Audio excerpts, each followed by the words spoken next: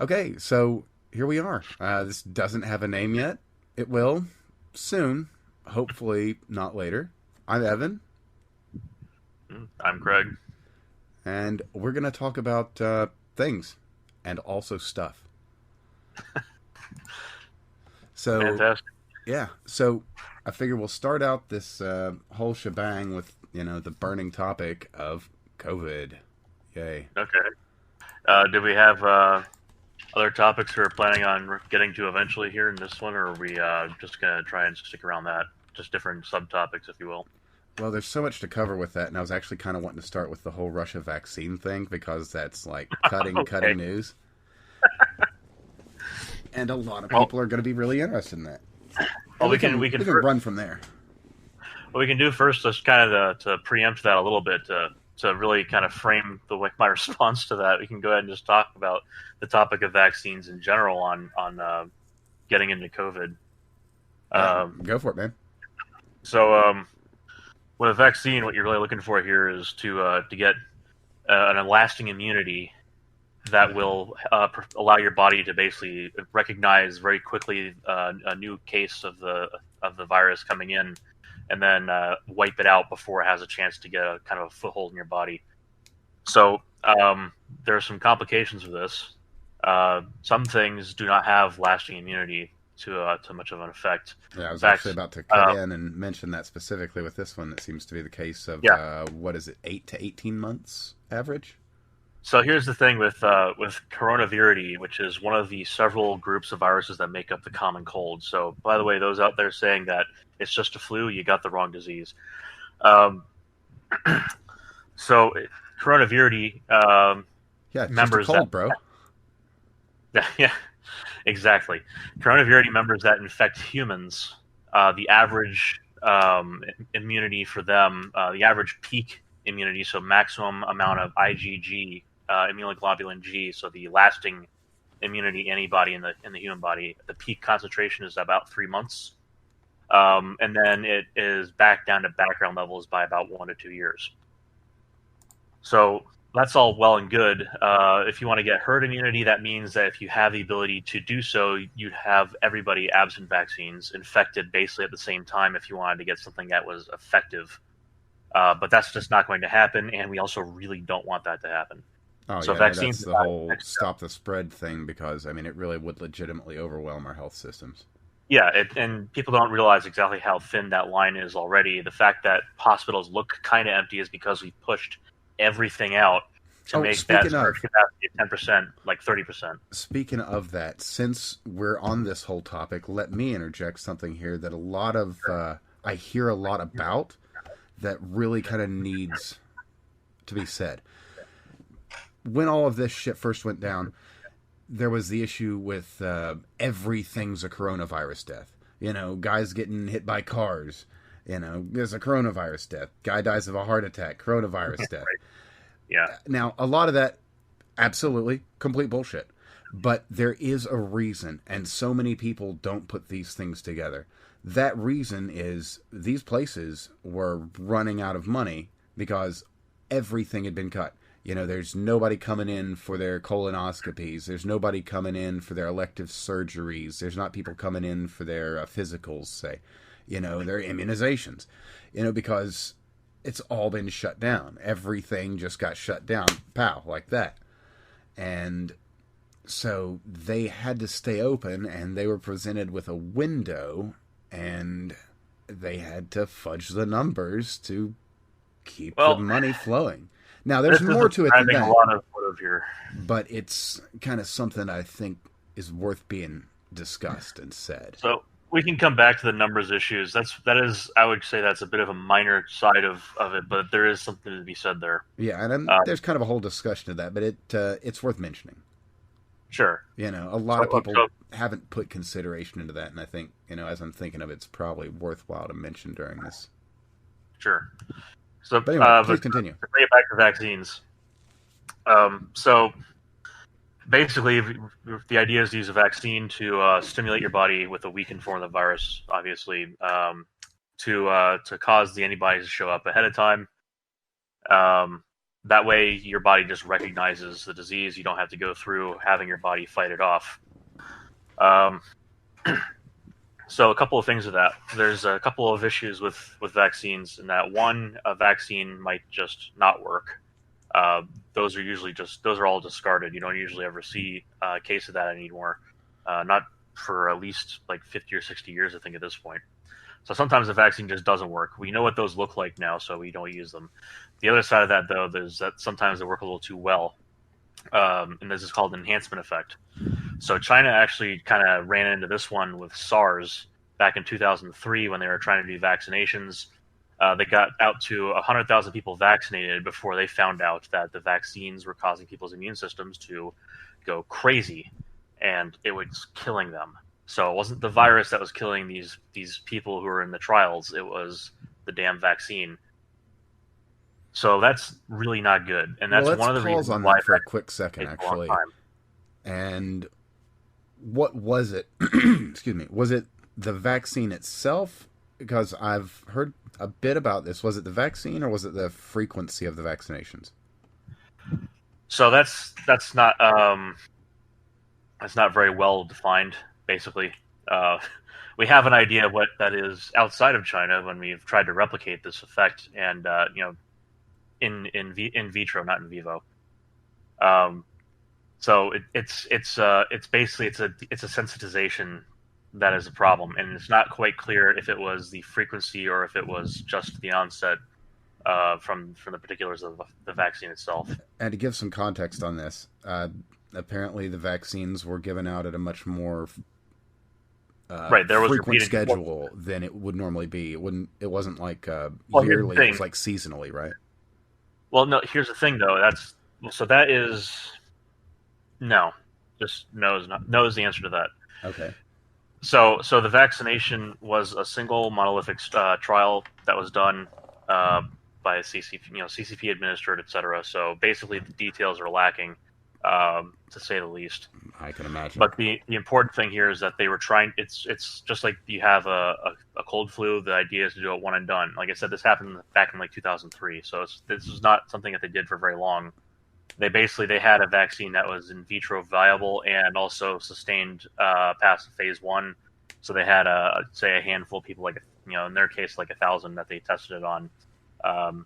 The vast majority of them didn't get another recurrence of SARS. So so they do these things called viral challenges. So when they talk about a challenge in the context of vaccination, it's when they expose a patient who has been vaccinated or not vaccinated to a fresh sample of the virus, and then they see whether or not they get infected. So, a subsequent viral challenge or serial viral challenges in a study is when you do this multiple times over time. So it is a plausible scenario that you would be vaccinated, and then later on you'd run into somebody who was either sick or unvaccinated. The idea is you don't want to pass the virus along or contract the virus. Clearly, with a vaccine, you're not going to be passing the virus along if you have it in your body.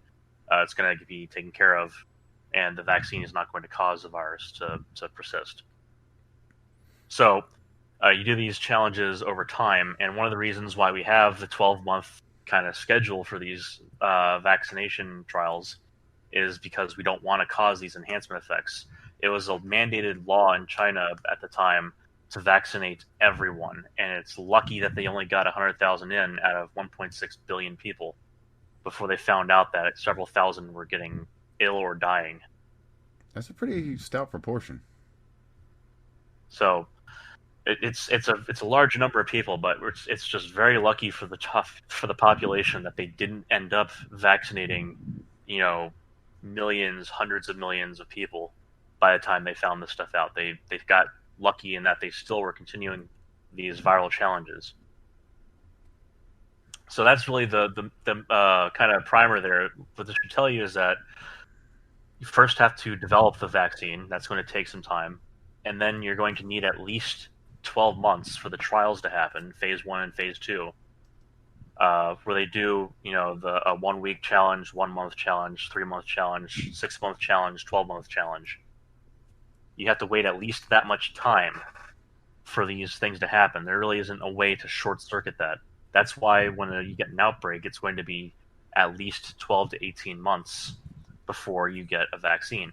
The only reason why we can do vaccination for the common cold, or not common, for the flu seasonally, and you see these vaccines pop up about a month into the season, is because we understand the flu so well. For coronaviruses, we've been trying to make vaccine, and in science, we've been trying to make vaccine for about 25 years. The long and short of it is basically that it's just too new every time. Like the mutations are just too great. It changes too much to really for us to have something, right? It's not just that. It's also the fact that there isn't this lasting immunity. It goes away after a year or two. That's actually one of the reasons why humans get sick so often from the common cold when it is coronavirus that is the infecting agent. It's because you lose the immunity to the thing. So it can come back and get you again. So that what I should tell you is that it doesn't have to mutate very quickly if you don't keep the immunity for it to come back every couple of years. So moving forward on that, the idea behind this is that you have this need for a vaccine. The vaccine is going to come, between 1 and 2 years after the thing shows up. The immunity doesn't last necessarily for very long, so the immunity for the vaccine might last longer. It might last less time. We've seen so far that the immunity from the vaccine has lasted at least several months, which is great news.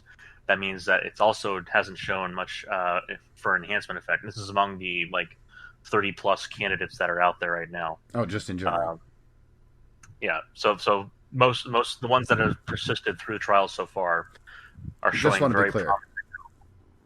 Yeah. So those that have gone through trials so far, the ones that have been kept in trial, and that's, as to my understanding, is around 30 or so of them. They are showing promise, which is excellent news for us. That means that so far there hasn't been an enhancement effect either, which is much bigger news because SARS showed that with the vaccine developed in China. That's why basically vaccines stopped for that disease, beyond the fact that they weren't infecting, people weren't getting infected by it anymore. We got lucky it mutated out of infecting humans. So a fluke of nature. We're seeing what right now would have happened had that not happened. So Indeed. what this should tell you is that Russia coming out and saying they have a vaccine right now is weird. So registering a vaccine with the WHO and so on, that basically says that they have a vaccine they're considering ready for dissemination. Well, what they say is that this particular vaccine has passed their phase 1 and 2 trials in early August. That's what they say. That's what it means, yes. But then there is no phase 3 trial. But, well, I guess the phase 3 trial is going to be the rollout, right? Phase 3 always happens, and it is always the rollout. So if you're wondering why phase 3 is not always mentioned, usually it is the post dissemination. So they do follow-up studies, obviously, for decades if need be after dissemination of a particular medication or vaccine or what have you. So Vioxx is a good example of this. Phase 3 trial demonstrated that there was heart issues. That's why they pulled it from the market. Yeah, Make there's sense? actually no, I understand. Actually, I'm rather familiar with that specifically. Yeah. So that was a big one that I figured you might have some familiarity with. People who don't know, Vioxx was a opioid medication that was used to treat pain, and a safer pain pill, if you will. They found in phase 3 that safety was not exactly what it was. Not exactly one of its strong suits. It was causing a higher proportion of people to get heart attacks, which is not good. Generally, not a safe thing. No, not at all. So back to the Russia vaccine. It'd be great.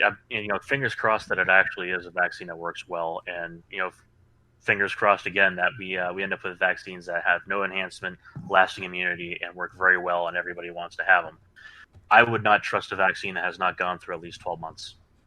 This is my personal view on that, because the potential for enhancement effect, especially with a disease that's a novel virus, that's driven by a novel virus, it's really important to have the vaccine kind of hammered down with a long-term trial that's going to demonstrate the efficacy and safety before you really push it out to the public. And Russia, I can tell that they're, one, they're really pissed off at China, but two, they're right next to them, so they're trying to hedge their bet here and get themselves protected from this new neighbor that they hate. So what's really going on with this vaccine that is it's coming out too quickly. That's not a good thing.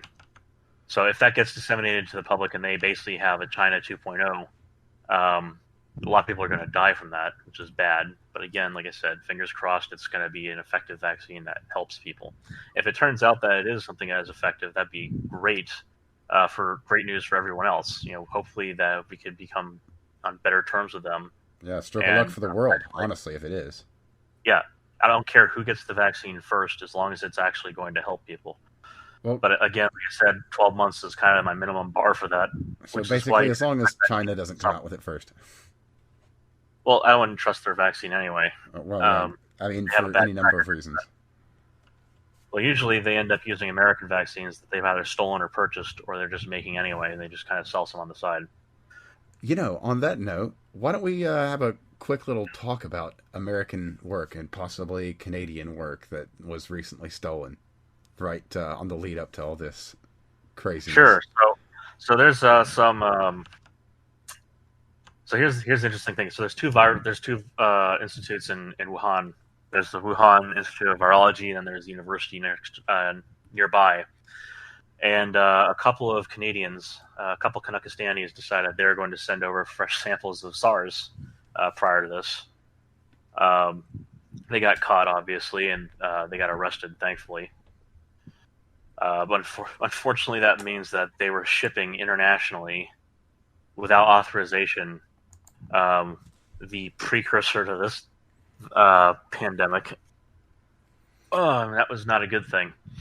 Yeah, and from what I understand, it was from one of the major Canadian virology labs. Exactly. It went from a BSL-4 lab to a BSL-4 lab.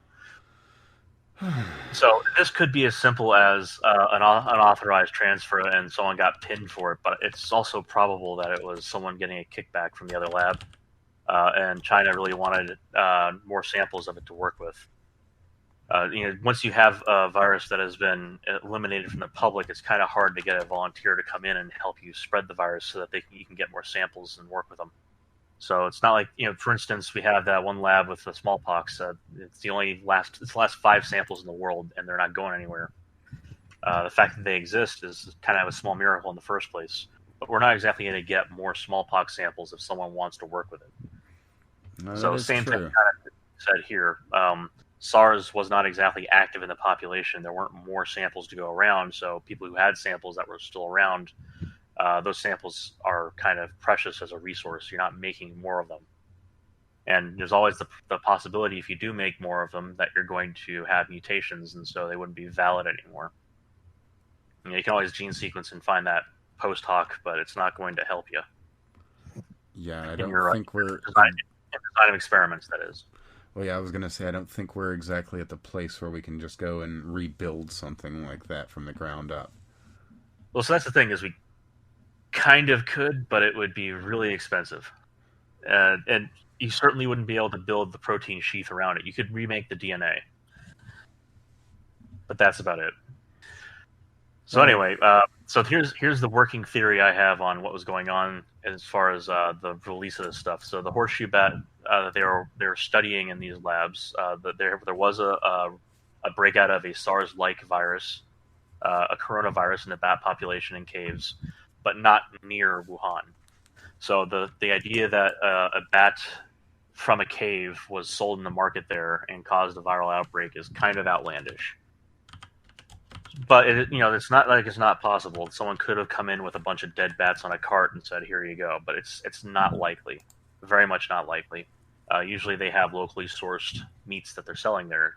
They have some exotic stuff, but usually the stuff that comes from further away is more exotic, or mass produced, and not like some guy went to a bat cave.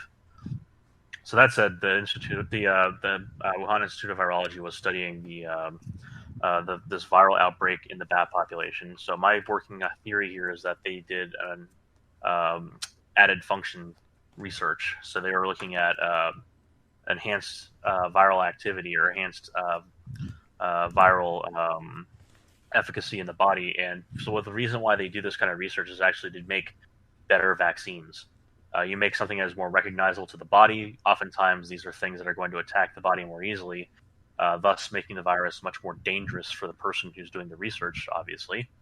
But generally speaking, when you do this and you make a vaccine from it, the human body will recognize the pathogen, the crippled pathogen, much more quickly, much more effectively. And as long as you have enough of the other features on the virus still intact, this basically means that the correct virus will still be recognized, but it will be recognized more easily by the human body because the human body is able to recognize this crippled version that's kind of mutated a little bit much more easily.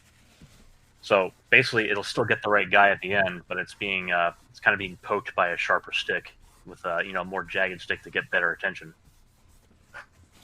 So all that said, it's my guess is that some worker, some technician cleaning up after the fact, became patient zero by exposing themselves to a deceased animal in the lab, and then they were the one who passed on the virus to the person they met, say at the market just a couple miles away, when they decided to sell the bats under the table, which is a known thing to happen there. It's not like this is any question about it.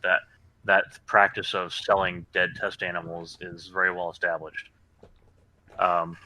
Whether or not that is the vector for the virus entering into the population is still kind of up in the air, but we're not going to get a clear answer on that question.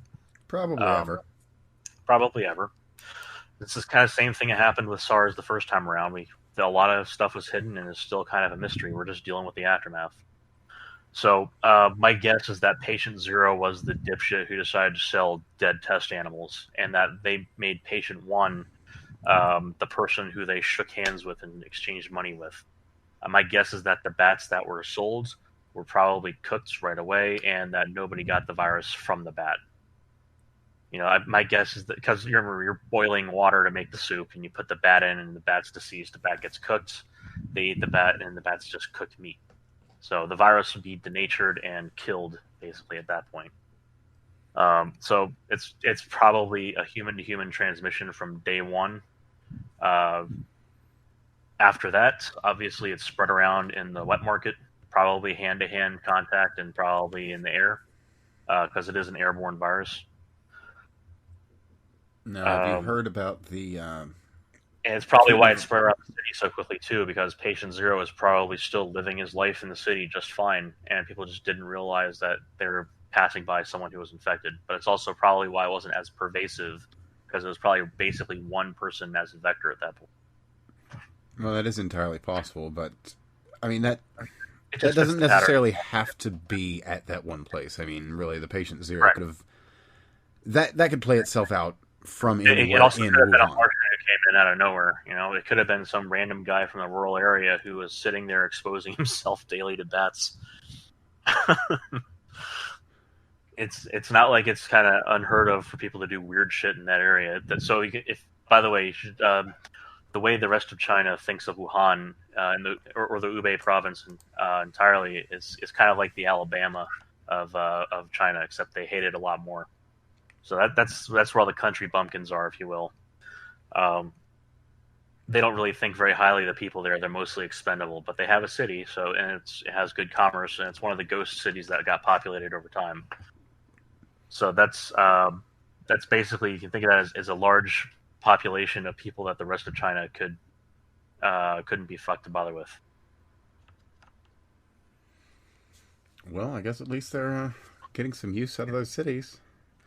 Well, it's one of the reasons there's a BSL-4 lab there. It is cynical, but it is pretty much obvious. Well, at least Umbrella Corp isn't in that city. They're, aren't they like the next city over? No. They're just a little further away. And that is the Wuhan Institute of Virology. No, yeah, I legitimately think there is actually a perfume company in that city that uses the Umbrella Corp logo, but it's blue instead of red. Well, No. The Wuhan Institute of Virology's logo is the freaking umbrella, but it's green. It's like a deep green. 2020. Yeah. Now we just got to get the whole cast over there, and we can get the super soldiers flying around. Yay. Yeah, wouldn't that just complete things perfectly, right? I don't even want to know what they're working on in their laboratories because they're probably have something like that cooking up at this very moment anyway. Yeah. So basically, we should look forward to a vaccine probably in the middle of the summer next year. One of the great things that's been done by FDA this time around. So this is kind of you could give Trump the credit for this because he's been doing a lot of good deregulation stuff. So cutting red tape where it needs to be. But this is also more on the FDA and the CDC. So they should kind of get the credit first, if you will.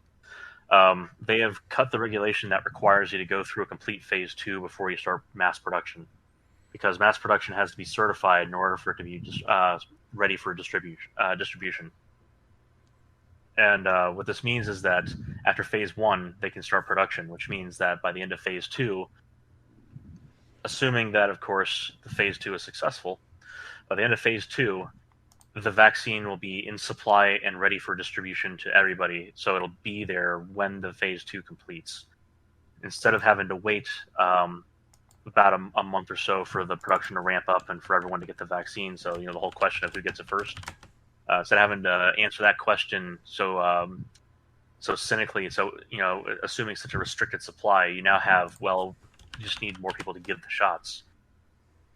So people will line up, will get them. Unfortunately, that means you'll have a new form for exposure for the freaking virus just to get the vaccine. So basically, my recommendation there is to just kind of take 5 minutes and wait, and let some people go get the damn vaccine first. Well, When as the with any lines new are a little bit technology. when the lines are a little bit smaller, then you can go get your vaccine. Because you just think of it the way that the toilet paper went earlier. There's going to be that panic at the beginning, and there really is no opportunity to go out there and get the thing kind of ahead of time this time around. It's not like toilet paper where you can pick up some extra early if you can see something over the horizon. It's going to be, here's the date when it's finally available, and then everybody's going to want it. So my recommendation is to avoid the crowds, because that's something that Fauci does get right. Anytime you have a concentration of people, that's going to be where you have an enhanced spread of the virus. That's the thing that's driving it, is more people in the same place at the same time. Well, that's just kind of a given with this thing. Yeah, it's virology 101, for the spread of stuff. It's epidemiology 101. You have to have people in contact in some way for you to have spread of the virus. So basically, my suggestion here is when the virus, when the vaccine comes out, spend a little bit of time waiting for the crowds to dissipate, then go in and get the vaccine. You want to maintain the social distancing and have the masks on, et cetera, et cetera. These are things that are actually straightforward and should be done. You're not submitting to China if you wear a freaking face mask. And you're also not depersonalizing yourself to the New World Order either. So just wear the damn mask. And again, this is an adult decision you should be making. It's kind of like it's looking both ways when you cross the street. There's not a law that requires you to do that, but you should also do it. So if take the personal responsibility here. If we're a nation of adults, we should be able to do this without having some dipshit in a seat tell us that we have to, or else. I like to think of it this way. Think of it for any freedom-minded individual. To say that I'm not going to wear a mask is the same that I'm not going to carry a gun, because there are police out there and they'll protect me, and I don't need to protect myself, so why would I carry a gun? It's the very, very same argument as not wearing a mask. So bear that in mind. Another take on that. In Florida, we have a law called click it or ticket, colloquially. And basically, this was born out of the 90s, where people were not wearing their seatbelts often enough. And so they passed a law saying that if a cop sees you without a seatbelt on, then it's now prima facie to pull you over. And if they see no seatbelt being worn when they pull you over. That is an additional charge on a ticket. So that law has not gone away. What this should tell you is that if they do pass laws, if they get to the point where they have the evidence of people not wearing masks to protect themselves, and they get a law passed saying that there should be some time period they can declare where you are required to wear masks, et cetera, et cetera, et cetera. How often have you seen a regulation come into effect like that that has ever gone away? Pretty much never. So that's oddly enough in the financial sector. That's some of the red tape that Trump has been cutting, which has actually been doing a good thing for a lot of businesses. But it's very rare that you're going to see a rollback on regulation like that. So basically, not feeding the fire there is kind of the point. You don't want to give people these you want to give it some asshole who's not going to listen to these laws in the first place and do whatever the hell they want. You're not going to give them the power to tell you what to do like that, just by protecting yourself. So that's actually a really that's a wily way of considering it as well. You know, if you do wear the mask, as inconvenient or as uncomfortable as it may be, what you're doing is you're protecting your rights by not giving them a chance to take them. Yeah, it's the same way I would say that open carrying in a state that allows that, that, which I shouldn't have to say, but there it is. In a state that allows open carrying, I'd say that open carrying it's not like a civic responsibility every day, but as far as flexing your rights when you have the chance to, that's the way to do it. Protecting yourself just by a common sense measure of having your firearm on you. Absolutely. That's good advice. I know. The same way I'd say that protect your First Amendment, you should openly criticize people in public if they screw up. Absolutely.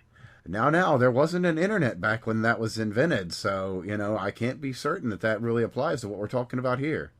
It's so great that you mentioned that, because there are some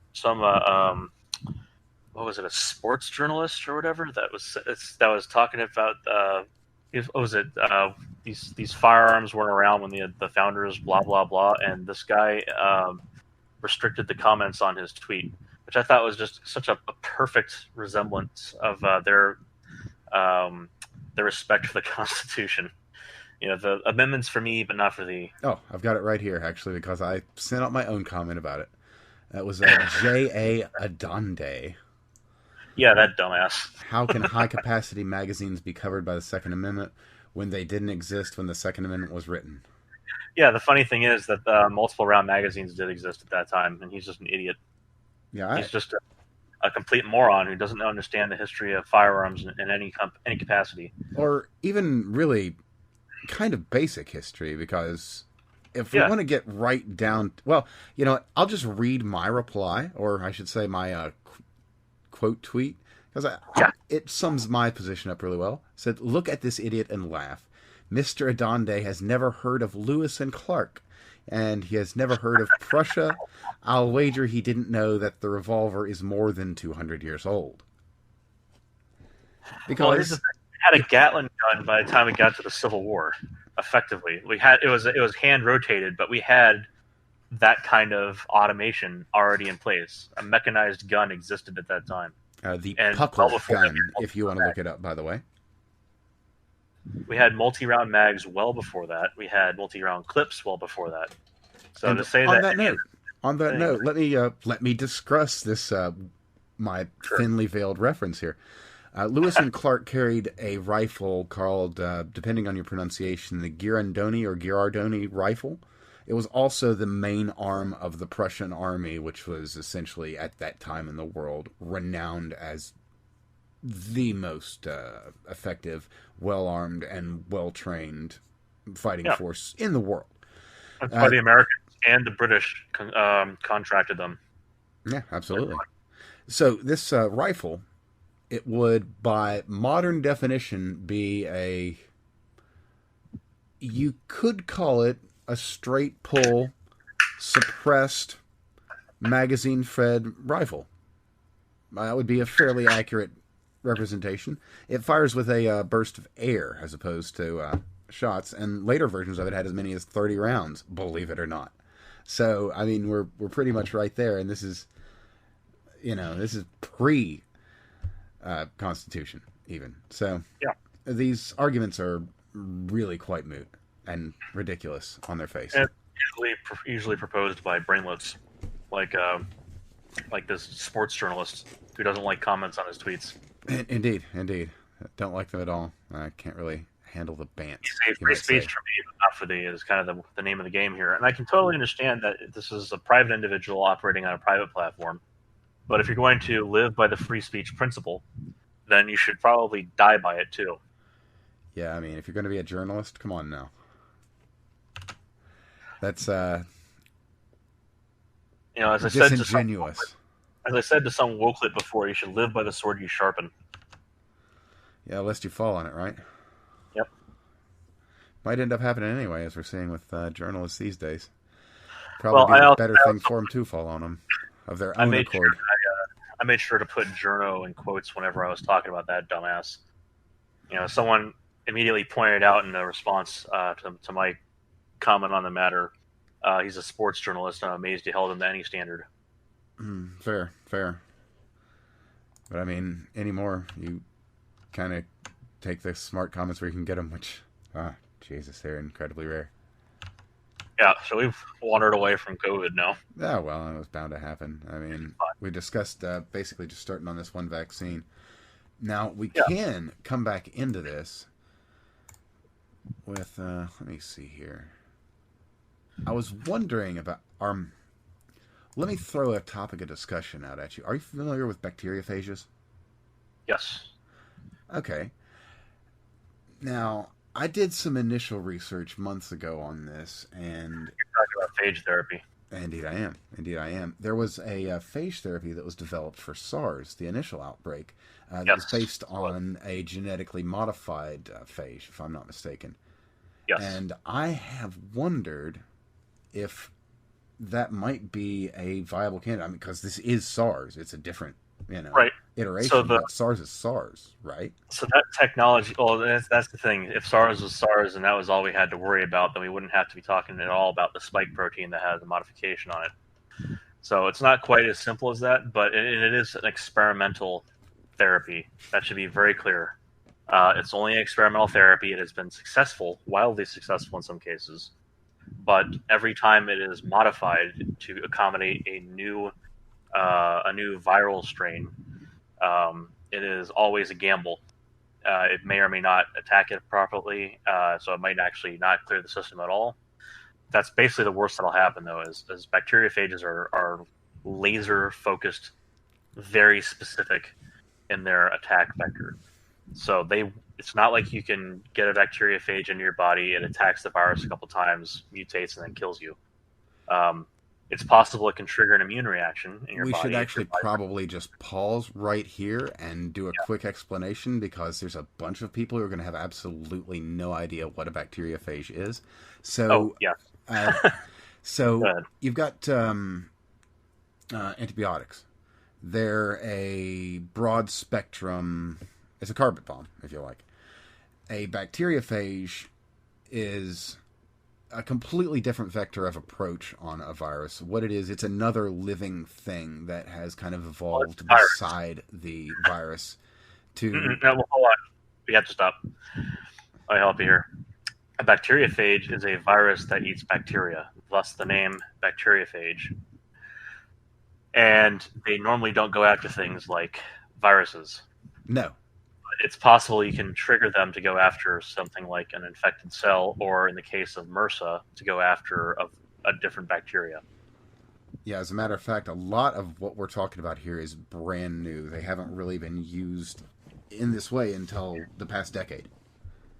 And just a real quick primer, bacteriophages developed as a way to fight infections in Iron Curtain and Eastern Front areas during and after World War II, due to a lack of access to certain Western medicines, antibiotics, and that sort of thing.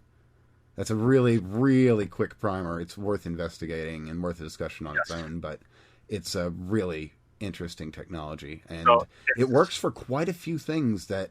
superbugs, as a matter of fact. It has shown as a really effective tool in treating things that we've just about given up on.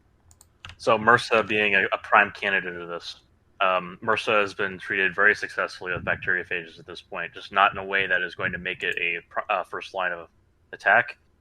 Again, if the body recognizes it because it is a virus, and the body sees trillions of new little virons coming into the body, it'll just freak out the same way that it does with any other novel virus. Which actually I should go ahead and mention now as well. A novel virus, by the way, means that the human body has seen nothing like it before, and that's usually a bad thing because the body will usually reacts very violently against things that it doesn't have any basis for recognition for.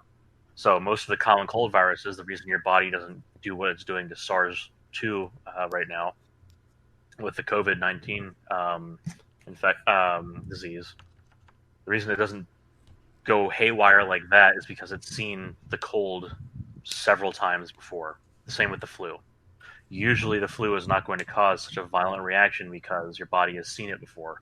So that's one of the differences here. When you have a novel virus or some novel pathogen that comes into the body, it tends to react very strongly, and as usually the immune system is doing a lot more of the damage than the actual pathogen. As a matter of fact, that's where a lot of the late-term trouble in people on ventilators are running into issues. It's basically the immune system tearing their lungs apart. Yeah. So you get this inflammation that occurs around the alveoli, which is the little air sacs where the actual gas exchange occurs with the blood.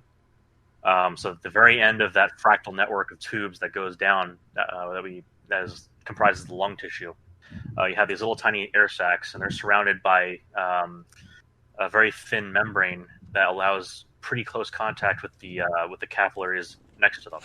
So that's where the direct exchange of oxygen between the air and the blood occurs, is through this little thin membrane. It's only a couple tens of cells thick. So when that area gets inflamed, you can think of it as if you've ever seen a Florence flask, it looks like a sphere with a little neck on it. So that's kind of like the archetypal mad scientist flask that's sitting on top of a Bunsen burner in his little underground lab. That's a Florentine flask, or a Florence flask. So that's actually pretty close to the shape of an alveoli sac. So when the tissue around it gets inflamed, it can close off that throat into the air sac, and it also starts filling up on the inside with lymph or pus or mucus, a combination thereof, while it's fighting off an invader. So this is not good for air exchange. This is actually the primary reason why the people who are on ventilators, who are intubated, are stuck that way, is because the air has a hard time exchanging gases with the blood through this kind of closed, this constricted neck that goes in, and then a whole bunch of gunk in the way on the inside of this little air sac. And so with that's bad. And with my own research, I can actually add a little bit to that. From what I understand, the damage that this does to the soft tissue in the area, it can be it's exacerbated as well by being artificially inflated. So what this is doing is, it can be permanent, because in and of itself it can. We don't really even know about that, but that's another discussion. But the exacerbation can be caused by basically overstressing the area or overinflating a balloon that has... imagine you've got an old balloon that's been sitting in the sun for a long time. That's basically what's happened to your lungs in some cases here. The people that are really bad off. So the inflammation causes swelling, and that goes outside and inside from the original dimensions of the alveolar sac. So what happens is when it squeezes in, it's going to be pushing against the fluid that's building up inside there. That's bad. When it's pushing out, it's also causing more distance from the air, or air and fluid that's hanging out on the inside of the air sac. And this will be your drowning and phlegm kind of sensation, or your nearly choking, unable to breathe despite nothing else being wrong kind of sensation. This is why people have O2 sats below 80, which is, by the way, if you have an O2 sat below 90, you're already really bad off. If you have an O2 sat below 80, you feel like you've just run a very long distance, and you're kind of gasping for air. So this is why people have this kind of really bad state before they even get put on the ventilator. And the ventilators are pushing in higher concentrations of oxygen, which is also, by the way, not good for you. And that by itself will cause, in some degrees here, it causes a bit more inflammation. But that's also kind of the purpose of hyperbaric chambers, is to undo inflammation. So it's a little bit. There are ways that this could be done better. Well, this is what we're learning. That it's really bad for long term to be stuck on one of these things for a whole host of reasons, this being one of them. Indeed. And on that note, you can find oximeters really cheap, like $10, $20 maybe, for one that will work. It's not going to be the greatest, but it can give you a rough idea of where you stand. A basic infrared oximeter, those go for anywhere from $5 to $15, and the technology is so darn mature. Like people do this stuff like with an Arduino as a high school project these days. They're very well understood and they're very easy to make. So so don't feel bad spending $20 on something at Walmart. It's absolutely fine. As a matter of fact, they've got one for $15. Yeah, $10.50, if I could read my numbers right. For $10.50, they've got one at Walmart listed online here. Yeah, so they're very cheap, they're very common, very readily available. They'll tell you your current beats per minute, your current SpO2. So that's your blood oxygen content, and SpO your O2 sat should be, hopefully, you should be at like 95 or above. Most people are going to be hovering around 97, 98. And mind, if you're a smoker, your numbers are going to be off. Yes, they're going to be lower. You still should be above 90 though. So like as low as I would say 92 is probably going to be still normal for a smoker. If you're a heavy smoker. Yeah, so keep that in mind and maybe consider picking one up because they're cheap as chips. Also, if you have COPD, hopefully you've probably already got one of these hanging out at home, and you already understand your own situation on this, because that's when your O2 sat will be lower. Yeah, if you've got COPD, you're definitely falling into the at-risk category. So let's just hope that if you're listening, you're taking every precaution. So, speaking of, we actually spoke before, some months back, actually, on the precautions we're taking, and I'd like to kind of go over mine so that I can share them with people, because I think I've got a pretty good routine. I'm just going to go through what I would go through on my shopping day, which is that's what I did today. On my Saturdays, I go out and do basically all my outside stuff other than work, kind of in one day, so that I can minimize my exposure, because the world's a little dangerous right now. So I go out, I do my shopping.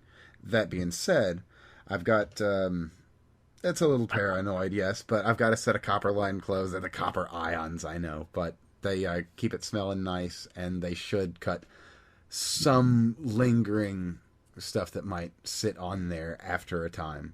But anyway, for that point, I've got an outside outfit. I've got my outside gloves. I've got my mask. And then I head out the door. I get what I'm going to get. I get home. I, take everything off, disinfect myself, wash. I leave all my groceries, what have you, in my front room. I've got a UVC bulb. By the way, let me just preface this UVC thing so that people understand. UVC, I'm going to be real general here, but you're effectively staring at an arc weld and in the presence of an arc weld when a UVC bulb is going off. So don't look at it and try not to let it get on your skin. And I don't mean like slag, I don't mean sparks. I mean the light itself is bad for you. It is cancer light. It is horrible. It kills everything. It mutates things. It's awful. That's why it is great for this purpose. It theoretically should, from my current understanding, UVC in the far wavelengths is effective in about 15 minutes. You don't get your nooks and crannies. Oh, please do. Yeah. Oh, okay. So UVC, that's going to be your kind of 260 to 280 nanometer range, or 260 to 290. as far as the lights are concerned. So it's not the actual band, but that's usually where the lights fall in. As a lot of them are like 265, 280, or 285, And it's a cold, nanometer light. unearthly blue.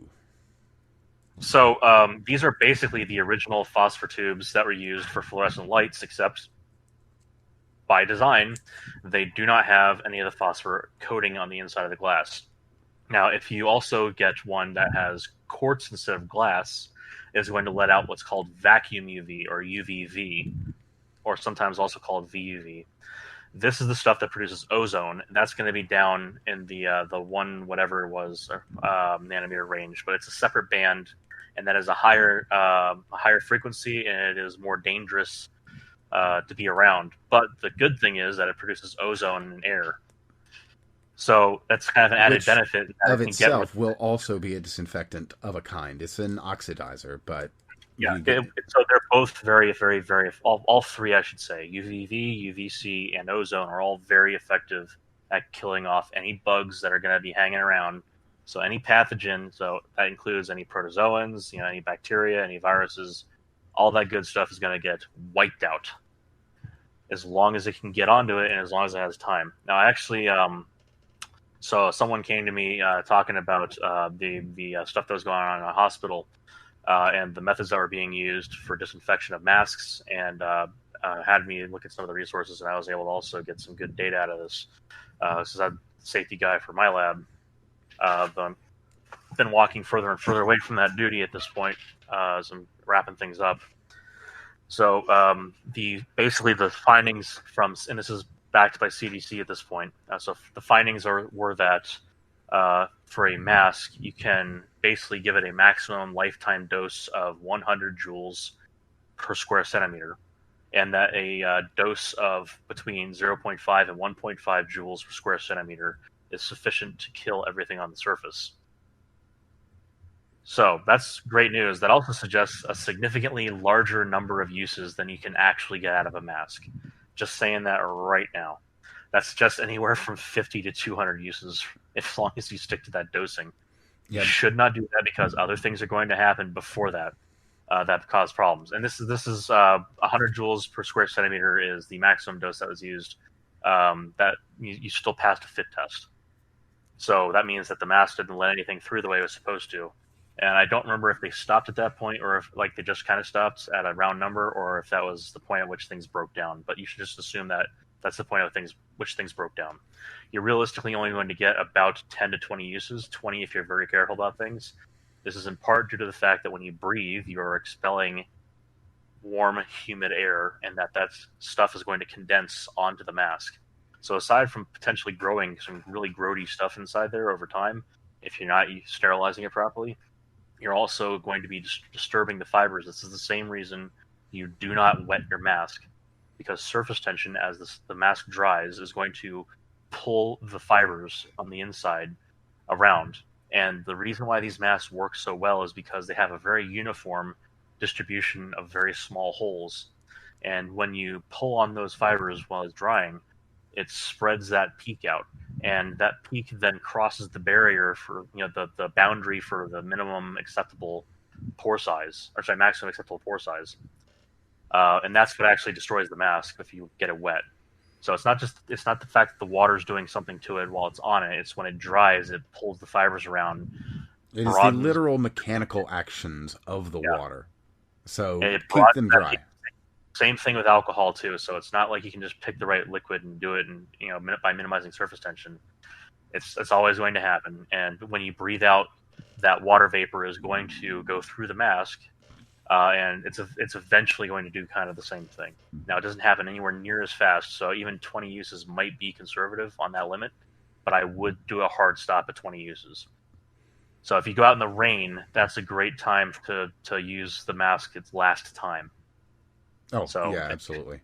I mean, as it's wet, it's not specifically going to be worse. It might be, but as it dries, now this is also, I should say, as long as you can breathe through it. Wet is the wrong choice of words. If it's wet, you're not going to be able to breathe through it, and it's also going to be starting to break down. If there's some dampness in the air or it's got a drop or two on it, it's going to be fine. As long as you exhale through it, you're going to be okay. If it gets saturated wet, then you should not have it on anyway, because that's then probably going to kill you. Yeah, you're getting into the territory of where people are saying you actually shouldn't be wearing a mask for these reasons because it. Now, the other thing is, if it's that wet outside, you're probably also not going to get the virus just by breathing. It is airborne, but that should also tell you something. If most of the time, viral transmission does not happen during the rain. No, like you're just not going to get it's knocking it to the ground. Exactly. But now you shouldn't touch anything, but you should also be comfortable breathing. Yeah. Now let me finish my because that was a worthwhile interlude. But let me go ahead and finish my routine here. So I get in, I put on the UV for 15 minutes. I come and give everything a 90-degree turn. Say I've got a box. I flip it over in the other direction as well, so that the whole other side gets that. And I'll usually set things at a diagonal so that I can try and hit 3 sides of a box. Or set, like a jar of peanut butter, I would first set upside down, then grab it by the top and just flip it over directly to the other side so that you get the full thing. And this is something you can do anywhere. You can find these lights on eBay. You have to be super careful. Again, like we've been telling you, they're super dangerous. It is death light, so don't let it get on you. Don't look at it, but know that it's your ally. Fire is awesome. Fire is freaking great. It has helped build the world. It will burn the shit out of you.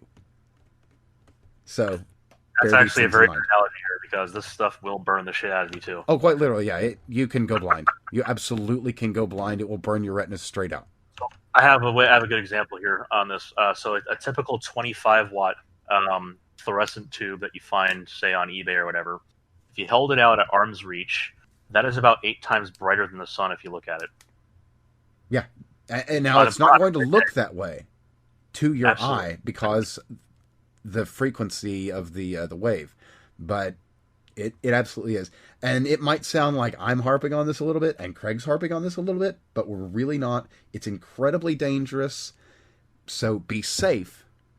Now, and if you are and understand that, you can be safe with it. It's like welding. It's like playing with fire. Yeah. It's like fireworks. It's like a gun. If you're careful, it's fine. But it is dangerous as dangerous can be. So go in with that understanding. I'll tack this on to that as well. Proper safety and so on is very important. I kind of have to say that under job title alone, but it's very important. And I would not recommend using this stuff, this unless you have to, like during a pandemic. It's overkill any other time. You should just do the basics, because the basics are going to be the same for any of these kind of viral outbreaks. Wash your hands, don't touch your face, clean your frequently used surfaces frequently. That kind of stuff. Everything you do that you usually do for the cold or for the flu during flu season, just do exactly that, and then add in wearing a mask. That's going to cover the vast majority of your exposure cases and keep you safe. The UV stuff is extremely useful for this kind of thing because it's so hands-off. You're not increasing your exposure by cleaning things. Yes, this is a very right now kind of solution, or if this is a pandemic solution. This is not your normal go-to. Let me make you aware of that. This is extreme. It's an addition. It's a slight addition, and it's very cheap and easy. That's the main thing here. It is. So go to your local Habitat Restore, Goodwill, what have you. Find a cheap, tall lamp. Go on eBay, search for a UVC bulb. You want to look for one that produces ozone.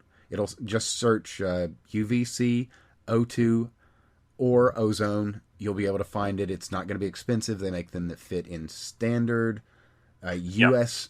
and international. They make them that fit in every bulb configuration, so you can just put it into a standard outlet. Now, so for standard outlets, you're going to be looking for E26 and E27.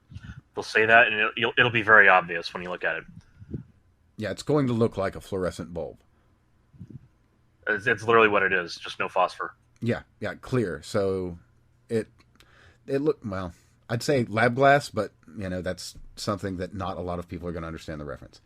Right. So to finish out then, I put everything in there. I give it the spin and the turn, but that's as time goes on. So immediately I drop things off out front. I take the things that need to be refrigerated or that I'm going to have for dinner tonight, like I did just a minute ago.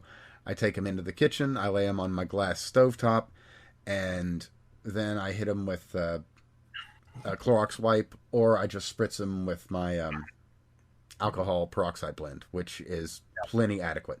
Uh, by the way, if you can't, there's a lot of places that are doing closeout deals on the alcohol that like production companies, like brewing companies and liquor companies made. There's a lot of, because everything's coming back now, so you can find these blends for cheap. I got a bottle today for just $5.99 for like a whole 20, like I want to say a 36-ounce bottle, or might even be a whole liter. Either way, cool. It's an excellent amount. It's already pre-blended with 82% alcohol. Yes, it smells a little bit of grain. What you gonna do? But it's pre-blended alcohol peroxide, so it is the ideal solution. If you want to make your own, just buy a bottle of hydrogen peroxide. Buy yourself a bottle of alcohol, since you can now. Needs to be 60%. WHO recommends 70%. Personally, I would go at least 80. At least 80. Well, here, let me go ahead and help you with this real quick for the alcohol percentages. You want to have, if you're dealing with isopropyl alcohol, the sweet spot is 70%. And the reason for that is that you need to have water present to depolarize the surface membranes to allow stripping to occur. So 100% alcohol is great if you have distilled water to dilute it down, because it's just an easier way to store your alcohol. But what you really want is the 70 for disinfecting, generally speaking. If you're talking about a cut on your skin, the 100% stuff is going to immediately coagulate your blood, and it's going to trap any pathogen you wanted to kill inside blood if you have a cut. So if it's just on bare skin, then either one of them will kind of work. It's just that the 70% stuff is kind of a better guarantee. Like if you have any kind of small scrapes or anything like that, it'll cover those as well. It also gives you more of it to use. That's the other thing. Well, I was just going to go into that, actually. My blend that I use, I ordered a packet of small spray bottles, just small handheld ones that are a little bit bigger than your thumb. I mix about, what is it? I go about 70% of my alcohol, which I generally keep 92% for cleaning and whatever else, because it's just better. The more pure it is, the better it is for any of my purposes, because I keep distilled water as well, so I can just take it down. So I blend in about 70% that, about 20% straight hydrogen peroxide blend, which you're going to find in, usually it's going to be like a brown container, and that's going to contain its own distilled water, so that's going to bring down the concentration, and then top it off with distilled water, give it a shake, and you're going to have a really excellent little device for sanitizing about anything. Yeah, that'll work just fine. So that's my immediate. I've got that as my go-to, or a Clorox wipe, same thing. But this is going to be a little more economical if you've got the tools available and the means, which now you kind of can. So I actually have a recommendation for you here. Yeah, go for it. And this is something you can find pretty easily. It's still on Amazon and everywhere else. And this is tested. This is food safe tested. Well, food safe is a strong word for that, but you'll get the idea in a second. It's used in the food industry oftentimes as the final step for cleaning. There's a product called Stearamine. So if you ever look onto one of those Clorox containers and you see that a whole bunch of stuff, blah, blah, blah, blah, blah, blah, benzyl something or another, amine, that is a quaternary amine. And those are really good as what's called phase transfer catalysts, but basically you should just read the word soap. So these quaternary amines, the shortened term is benzalkonium chloride. So, or benzethonium chloride, which is specific benzalkonium chloride.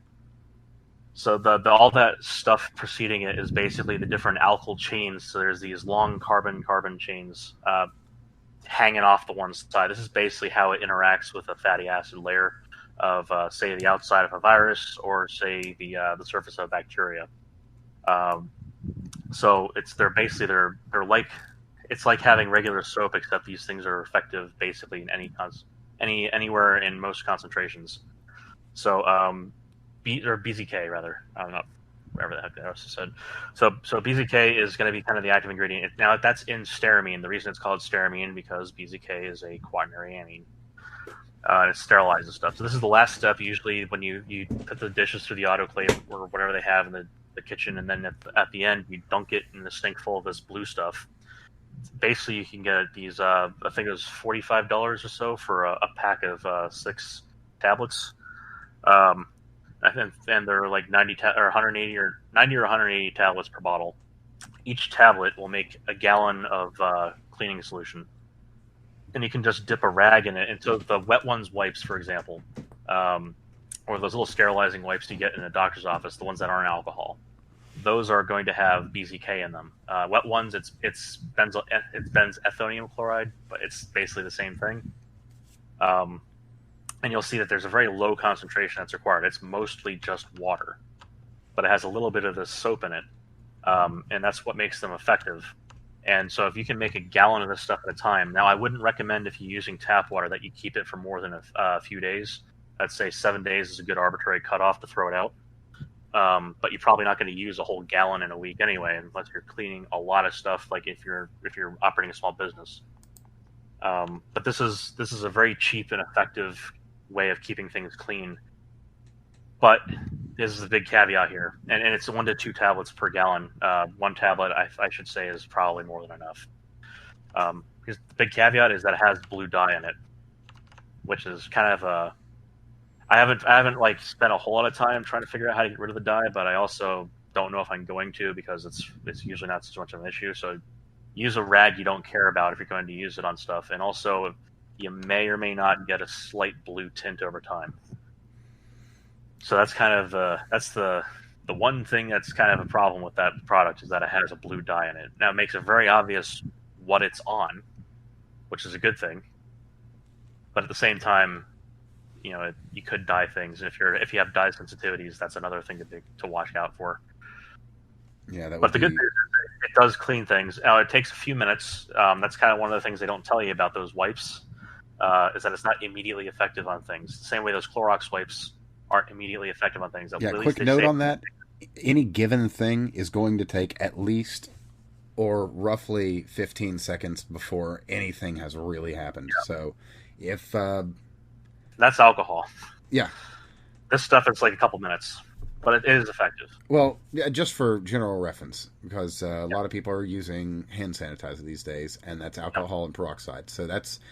You're not immediately safe as far as things go. So now, by the time it's dry, it probably will be. By the time it's dry, you are safe. But if you're putting your hand in your mouth while it's wet, or if you're touching your face while it's wet, you're putting alcohol all over the place. You probably have some other issues you need to work out if you haven't figured out not to do that. Very possibly. Very possibly. So finishing out my routine, I get in.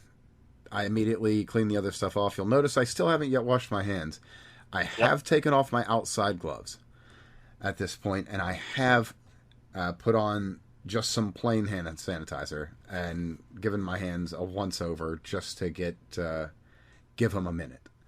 An initial treatment, if you will.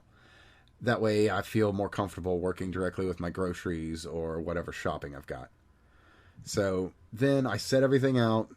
After I've done my initial cleaning, I'm not going to say whether I do or don't, but if I were a person that did carry a gun at this time, while doing that, I would also, while sanitizing my hands, I would also maybe eject the magazine and make sure the bottom part that's exposed to the elements was covered as well, and maybe, the rest of it, anything that might be connected to the outside world or exposed to air, might want to see a little bit of that sanitizer as well. Just as you're going over your hands, of course, be careful with your triggers and don't point anything anywhere that you wouldn't want destroyed. But if you were a person that were to carry extra tools outside, now this goes for your phone too. So it may seem a little funny, but yes, your phone too. As you're doing your hand sanitizer routine, pull out your phone. The thing's made to take a little bit of moisture, so it's actually going to be fine with what's on your hands.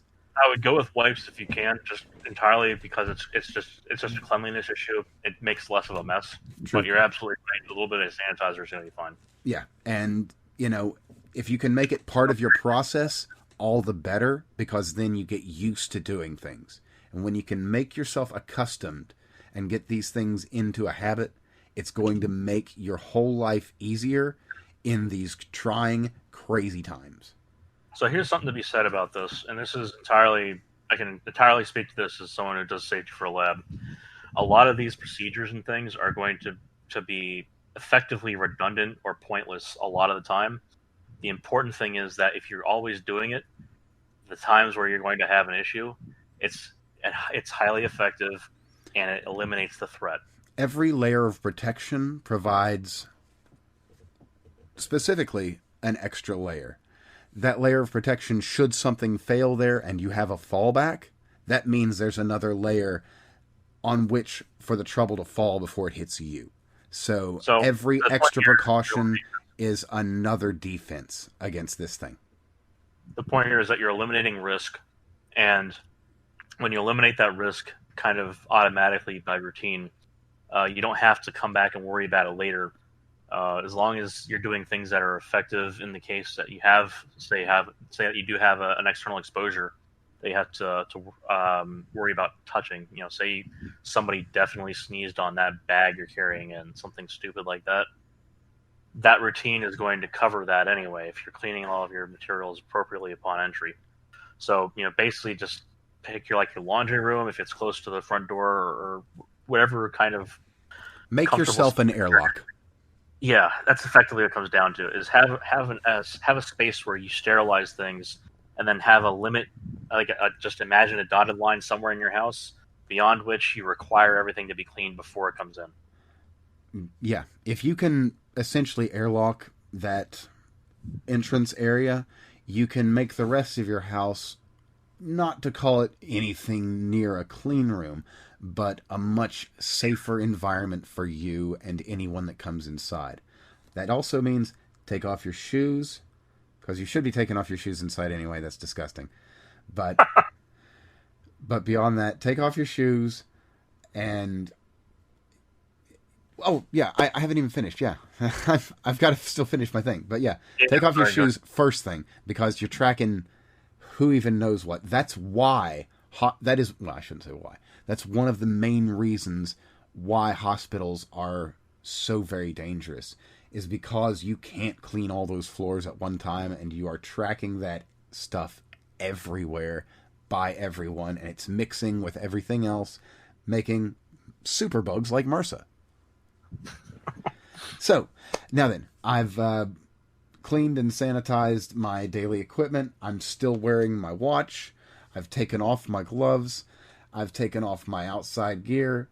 I'm now in my undershirt and, boxers. So I go now.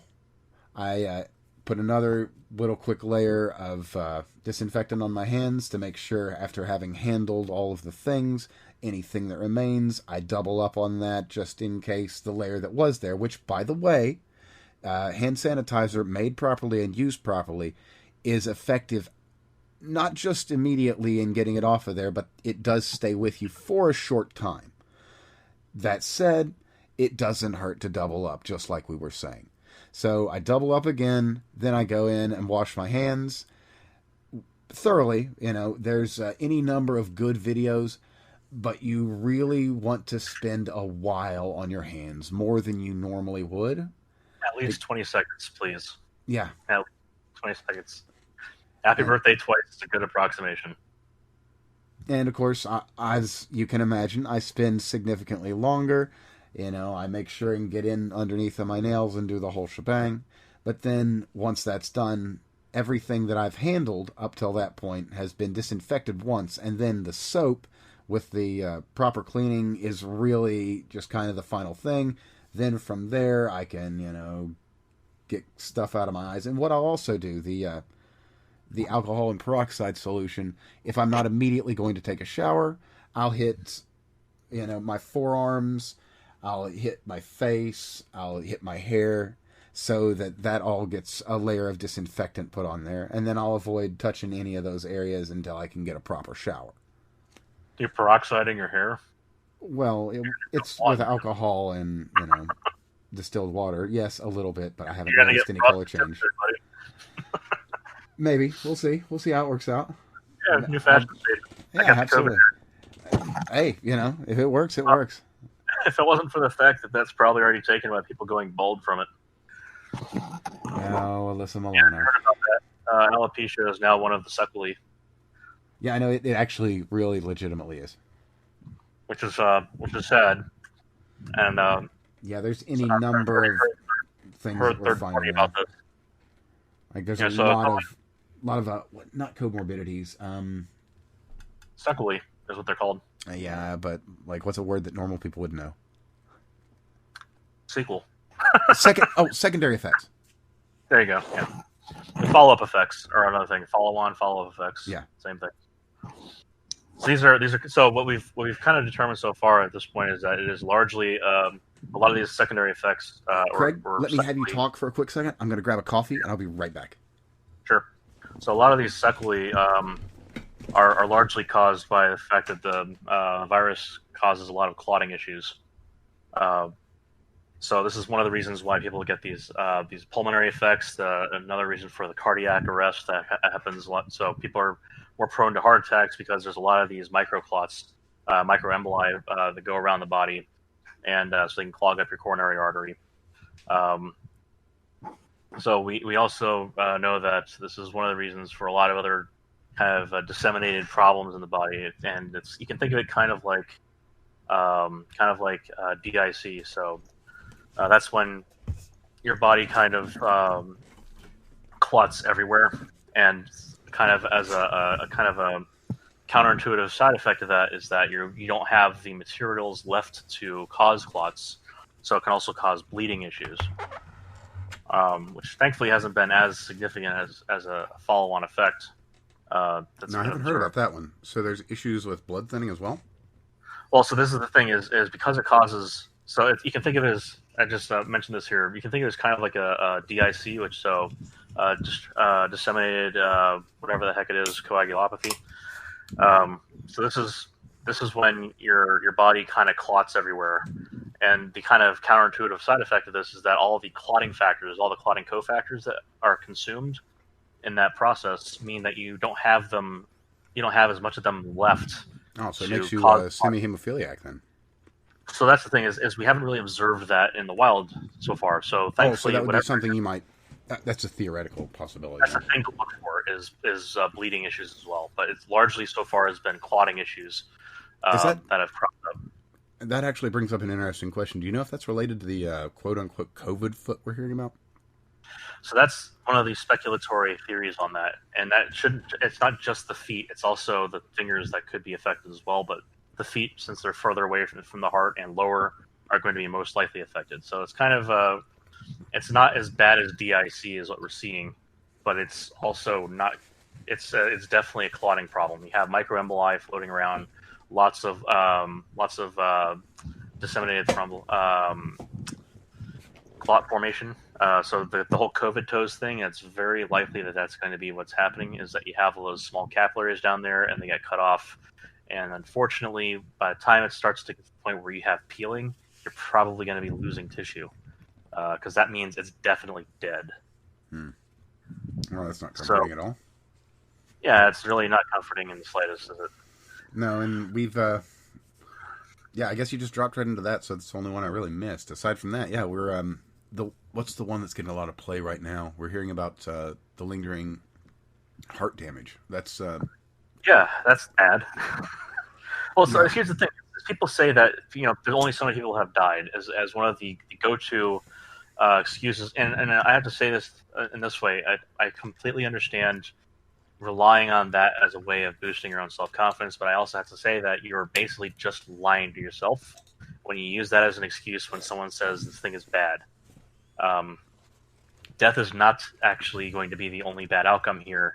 And when they said before in that one study, which the author even, now he was on Ellen, so being on that, take of that what you will.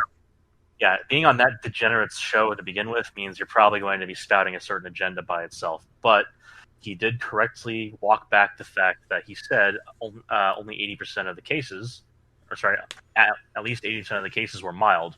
What he meant by mild was did not require oxygen in the hospital. So that means everything from not feeling anything to being to having walking pneumonia, which means you're gasping for breath, but you don't quite need oxygen yet. So that was the 80% mild cases you heard about way back at the beginning of this thing. And the breakdown of that didn't come out for a little bit later, and it wasn't very good. So there's a lot of things that make this really bad for you. Also, another thing we can mention, so aside from the heart damage, is the very much permanent lung damage that's coming out of this. Even for people who are asymptomatic, i.e., didn't feel a thing, they're coming back later on and they're wheezing. The reason why is because it causes lung damage and it scars the lungs, and you also get pulmonary fibrosis. So, lung damage can be repaired over time, oftentimes. So the whole thing where your body produces new cells and you can get like new organs over time kind of concept by replacement for your lungs, it's about every 7 years. So that should tell you right off the bat it's going to take a very long time for your lungs to recover from this, if they do recover. So some of the lung damage, the inflammation that causes some scarring that happens inside there, some of that will recover, but oftentimes scarring is going to be permanent for an organ.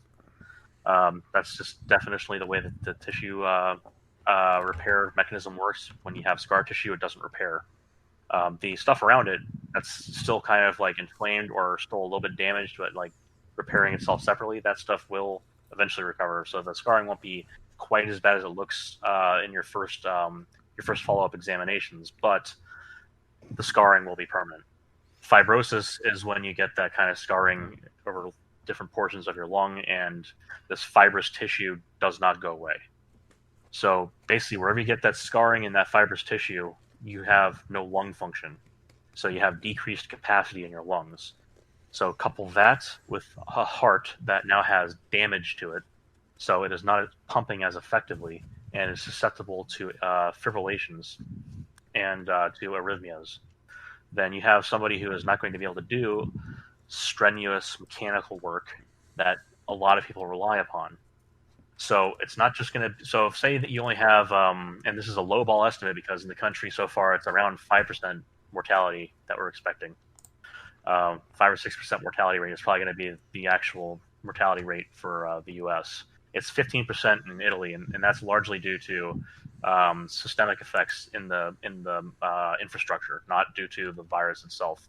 But that should tell you the contrast between having healthcare available with surge capacity and then exceeding that capacity. A lot more people will die if you don't have hospital access. So this say we decide that 1% of cases are going to die, or we can use the other round number, 5%. If you have 330 million people, so this is why 1% is easier. If you have 330 million people, then 3.3 million people will die. That's going to monkey wrench the entire economy by itself. Now add on top of that you have a significant portion of people that are going to be hospitalized. So anywhere between 1/5 and 1/4 of people get to the point where they need a hospital. So that's going to be a big economic hit by itself. Remember, our doctors are human beings as well. They are not robots, so they will be part of the problem of the infected as well. Yeah.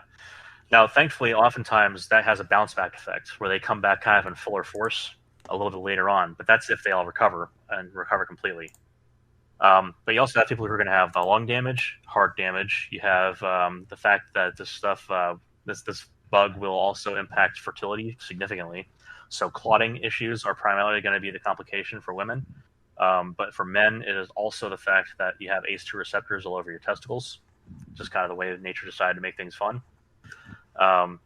So that is an inflammation vector, and that means that you can have direct damage from the immune response and viral attack on your gonads. So fertility might be impacted later on. We're not sure exactly how it's going to happen. So the we're not sure part is actually going to be the scariest part of that. There's quite a lot of that right now. And there's still quite a lot of that, and that's one of the reasons why everything should look like an overreaction when we're done. Like that is by far the most important thing here. Is it should look like we freaked out over nothing. If we do everything right, then it should look like there was never going to be a problem in the first place. On that exact note, that's why my routine might seem extreme. If your routine seems extreme, and it seems extreme to you, that means you're doing something right.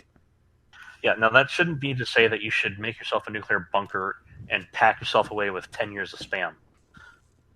I don't know. In some people's cases, I might advocate that because they're annoying, but for most people, don't do that. But yeah, it should seem like you're a little bit paranoid, But if you feel like you're a little bit like that, then yeah. But you should also kind of stop at a certain point, assess back to what you did at the beginning, say, okay, here's where I made reasonable modifications, and then you can, for some things, you can say, okay, maybe this is a little bit too far, I can walk it back, or it's just about right. And also depending on what kind of conditions have changed. For instance, for whatever dumb reason, people were still not saying it was airborne until a couple months ago.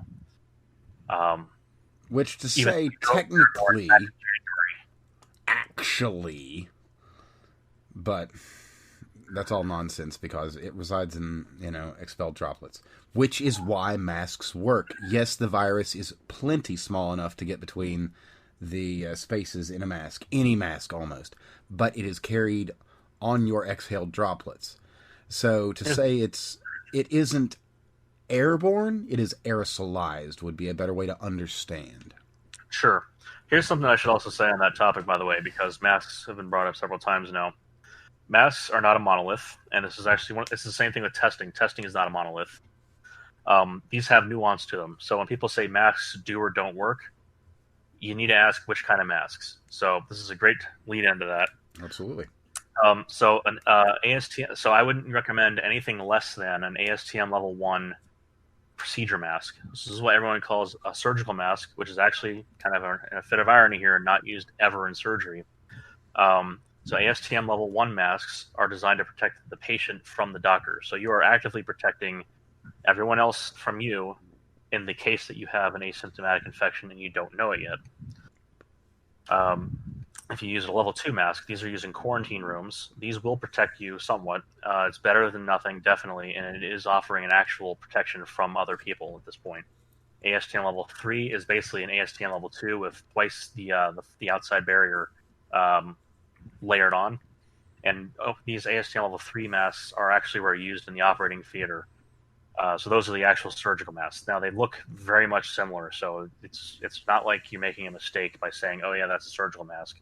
But you should know which kind of mask you're using. Most people are going to be using an ASTM level 1 mask, if it's even certified at all. Now, most masks that are just called a surgical mask, even if they aren't certified, are going to be perfectly functional for their intended purpose, which is to prevent the spread.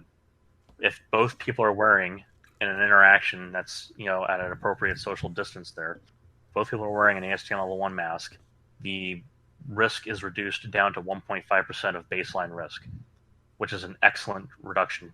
So that is a huge drop in your risk if you're both wearing a mask. That said, if you're wearing one of those cotton masks, those washable masks, any of that stuff, the best crude analogy that I've been using is that if you can smell a fart through it, then it's not going to protect. If you can smell a fart through your pants, then your pants are going to protect you, is a great way to put it. So that's kind of it's crude, and it also doesn't quite get the whole message across because there are two kind of smelly things that come out of your ass. There's the gas, which is methanethiol that you're smelling, not the methane. That's actually odorless. So methanethiol as a gas will not be prevented from coming through a mask. But the rest of the scent that you breathe in, the rest of your brand, if you will, is particulates. And they are large enough, they should be blocked by something like an N95 mask. So if you're wearing an N95 correctly, everybody's fart should smell the same to you. Just that simple. Yeah, no, that's absolutely reasonable. But a cloth mask is basically made out of the same stuff as your pants. And while that will prevent some droplet spread, it will not prevent all the smaller aerosolized particles that are going to be able to pass through. So now you will be stopping some. It is better than nothing. It is a complete better than nothing solution. It is why it is still somewhat recommended. But as someone, let me break in here real quick and just say it does work. Here's the thing, though. You're going to be an excellent comparison for anyone of a technical or combat mindset would be to say this is going to be you're wearing a you've got a small shield and maybe a plate protecting your heart. It's a little bit, and it might save your life, and it's not much, but it is protection. It would save someone else's life is actually what it comes down to. Now that said, so you might know our buddy Ratman on Twitter. Yeah. So he actually got he pinged me and he said he got the new jobs hazard assessment from OSHA. So or he was doing a new JHA from OSHA. So they updated regs on this as basically they're not recommending masks or cloth masks. That makes sense. That is because they don't protect the wearer. Pretty much at all. And I mean, if it's an OSHA regulation, that's kind of a thing that's part of that. But that's getting a little bit of inside baseball that a lot of people aren't going to know anything about OSHA regulations or any of that. So OSHA, NIOSH, all that stuff.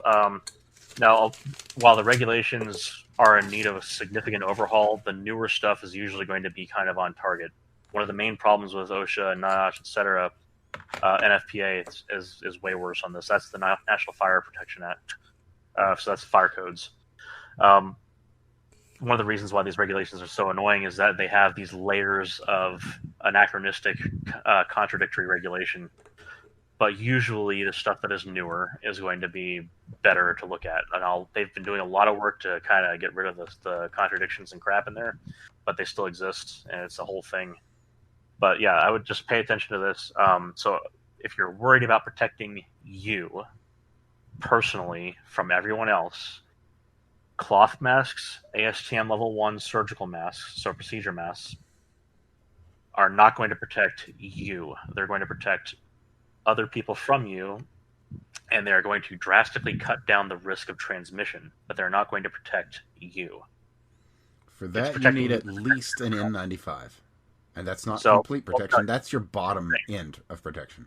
I would say that's the place to start personally, but if you if you get at least ASTM level 2, that is the point at which you are starting to protect yourself. And that's going to protect you from aerosolized droplets. ASTM level 3 I would say is roughly on par if you're wearing it right with the protection you get from an N95. So N95 masks are the place that I would go to. That's what I use. Now I also use them with UV radiation so that I can extend the use out to 10 to 20 uses. And that is probably going to be the bare minimum you need to be. If you're looking to just get N95s to use once and then throw away, please, please, please do not do that. People need those masks, and the only reason I have them is because I was able to get a couple of them early, and then I have a friend whose family sent him some that I went ahead and verified on my own because he's from China, a great guy. His family, thankfully, was not in the impacted areas and was able to send him some masks. So he was very generous with our group, and he went ahead and handed out, 10 or so to him, the rest of us. And I was able to trade some other masks that I had on hand that might fit him better with these masks because they fit me a little bit better. Clearly, one of them was designed for people who are from China, and one of them was designed more for people who are fat Americans like me. Right. So N95s, please, by all means, if you can get your hands on them and you have a UV light, go ahead and use those for personal protection. If they have valves on them, that's probably not best to wear around other people if you're infected. But then again, you're probably not if you're taking that precaution. Just, don't get cocky. So mine don't have a valve on them, which is the reason why I'm fine using them everywhere. So that whole valve issue really is a thing because that means it's basically like the reverse of an ASTM level 1 if you have a valved N95. You're protecting yourself and 0 other people. Yeah, and I'll be honest, I'm wearing the effective.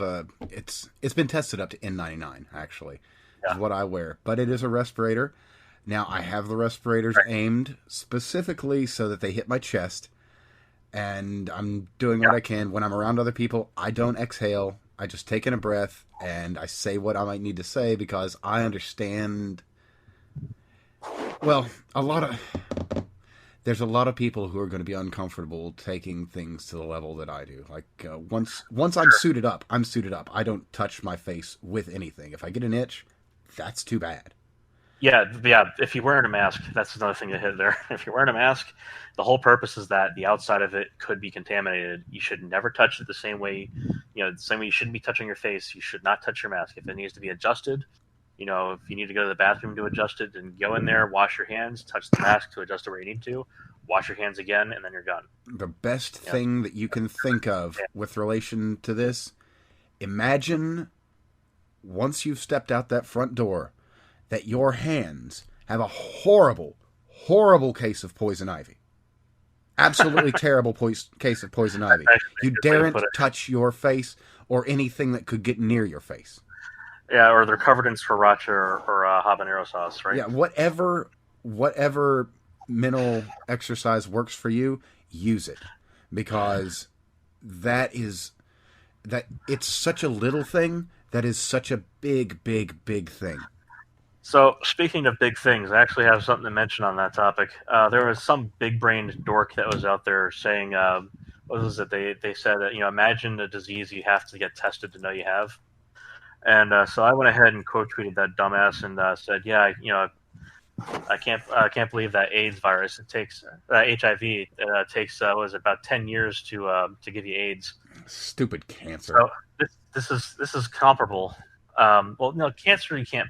Well, in most cases you can't pass it around. For dogs, it's different. They can get that face cancer thing that's viral. Well, But yeah, for but I humans, mean, we weren't talking communicable or not. But anyway, that's yeah. not semantics. There you go. Actually, HPV can cause cervical cancer. Same kind of deal. Except that one, I think you have. So AIDS takes like was it about an average of 10 years to develop, and we thought it was just from gay people screwing each other in the ass, which turned out to be a risk factor, but it wasn't the reason why they were getting cancer. Cancer. It wasn't the reason they were getting AIDS. Um, so you have to get tested in order to know if you have HIV, and it's probably not likely you're going to develop symptoms for years, which means the entire time beforehand, if it has a sufficient viral load, you are spreading that stuff. If you're having intercourse, but it's completely different in that you have to have blood contact basically.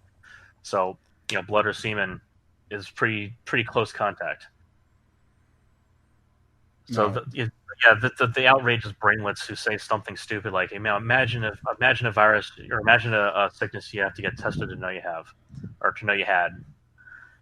Yeah, well, imagine that. We've already seen it several times in our history. So when you say something stupid like that, yeah, the rest of that's people who quite are actually ridiculous. Now, are laughing. to address another argument about the masks don't work, it can just get in your eyes. Yes, yes, it can. Yeah, It can just get in your eyes. So if you have a prescription for glasses, wear them up as close to your eyes as you can, I because do if think. nothing else, that's a Yeah. small shield. So sunglasses are a good, also just as effective cover. That is to say, both of them are not really that effective on their own, but they're like a cloth mask, better than nothing. Yeah, absolutely. So if you can do something little, it will matter at the end of the day. That said, if you wear glasses, when you get home, wash them too. Those Yes. things sit directly on your face. Now that is getting into the slightly more paranoid territory, but it is. I should say this right off the bat here. One of the things they did notice way back, when we were still having impeachment issues over here, they noticed that eye infection was a distinct vector, especially in enclosed in an indoors setting, like say in a hospital crowded by people who are currently coughing with this new pneumonia they're walking around with. So it's not to say that it is going to be a high risk if you're outside walking around, but it's also not to say that it's a zero risk. It's very much a verifiable, definite risk. So, depending on your tolerance for risk, and that is one of the major things you should be considering because, again, a nation of adults should make adult decisions. It's the same thing where you're deciding what you want to have for breakfast every day. You should decide: are you going to wear your glasses if you go outside? Are you going to wear a mask, etc. If you're just jogging around your home and you live far away from other people, you don't need a mask. Is there a non-zero risk you could get infected? Yes, but it's basically zero. If you're going to be walking indoors inside a building with a bunch of people, like say in a shop, if you go to the grocery store, etc., I would definitely go ahead if if you get prescription glasses, wear the glasses close. Definitely wear a mask, etc., etc. Yeah, absolutely. Wear the mask. Wear something if you've got prescription glasses, you've got an excellent excuse to have them on. And besides that, putting in your contacts could one inflame your eyes at a time when you don't want them inflamed or to have to fight any extra infection that might show up. And two, you're going to be putting things directly into your eyes. So if you are going to be wearing contacts now, be doubly careful with how clean your hands are. Yes, definitely.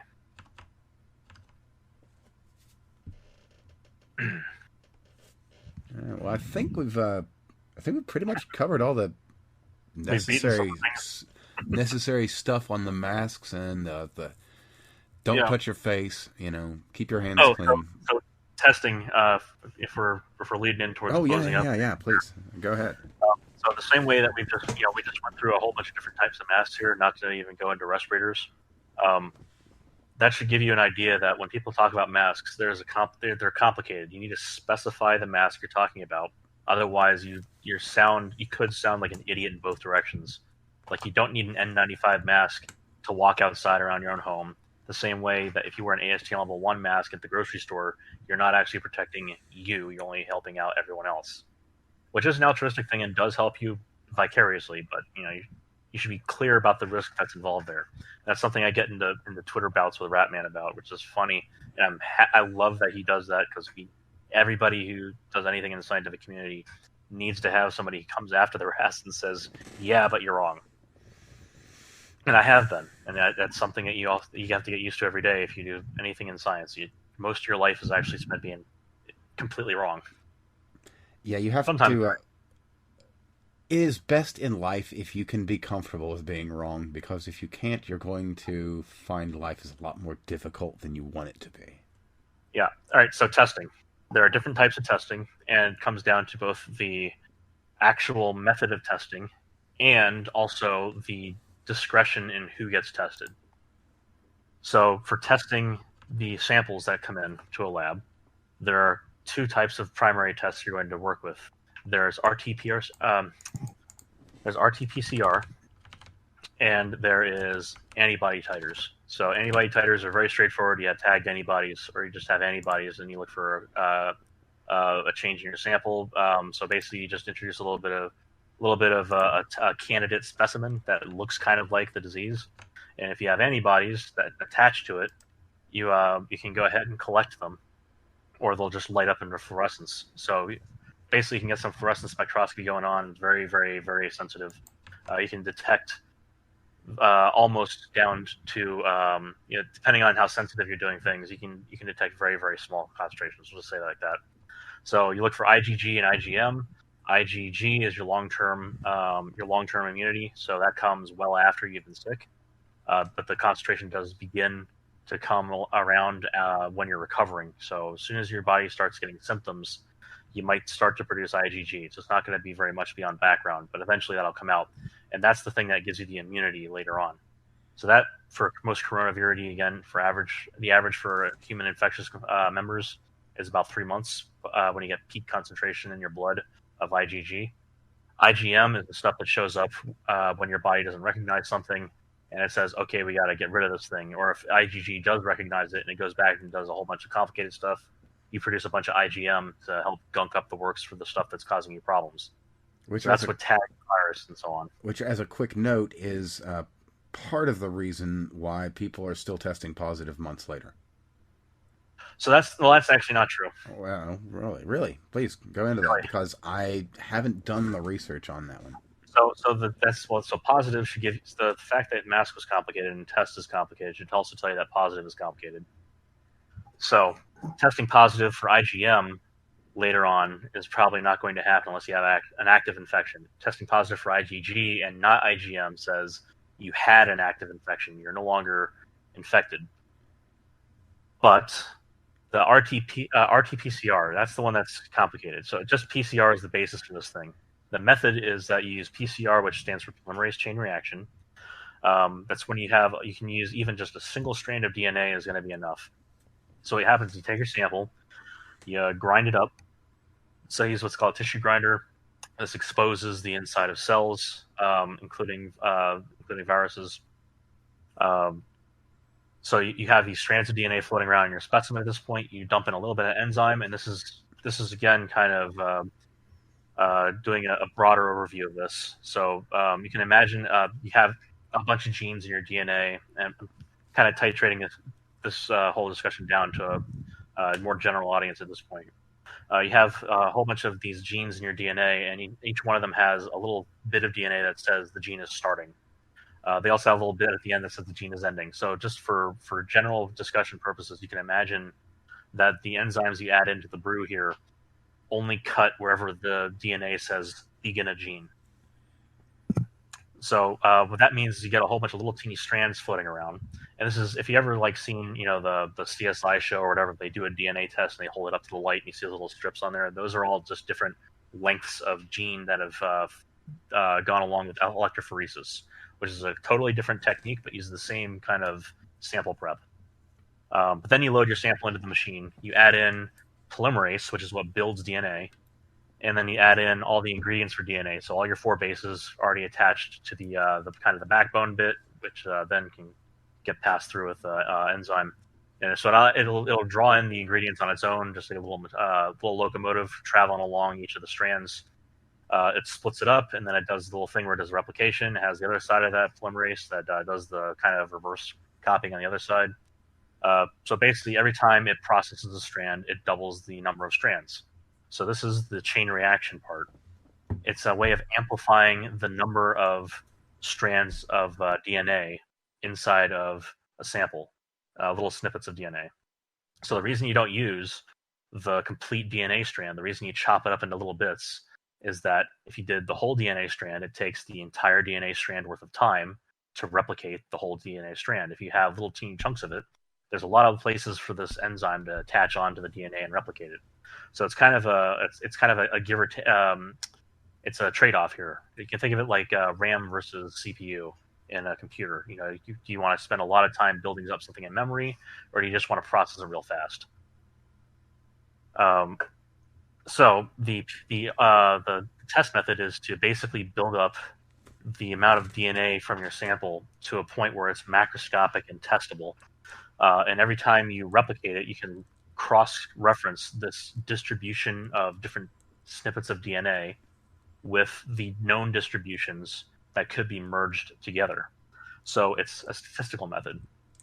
And what you're looking for is a positive result in the reference distribution mixed in with this unknown sample distribution.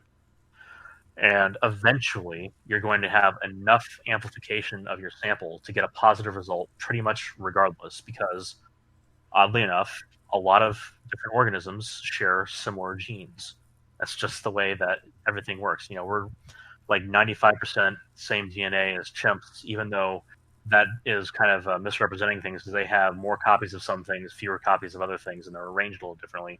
If you do this kind of procedure to tell the difference between a human and a chimp, you actually can, but they're pretty darn close because, again, you've chopped it up into little snippets. Well, a lot of that has to do with basically the way that things have to be built where we are and how things are here. And what you've said there, I get it because I'm kind of to put some clarity on this, why I actually get half of these incredibly large science words is I'm a hobbyist scientist. It's not something I've ever been paid for, but I enjoy the science of it. So I'd like to try and break that down into a little bit more understandable terms. One more thing I needed to clarify on this, just to wrap up the RT-PCR thing. Yeah, absolutely. So the way that they make this test happen is they have a number of cycles they do. So you run these things in a cycle. It takes a little over an hour to do one cycle. And then, so it's a heating cycle because the activity of the enzyme is temperature dependent. So what happens is it runs through a cycle.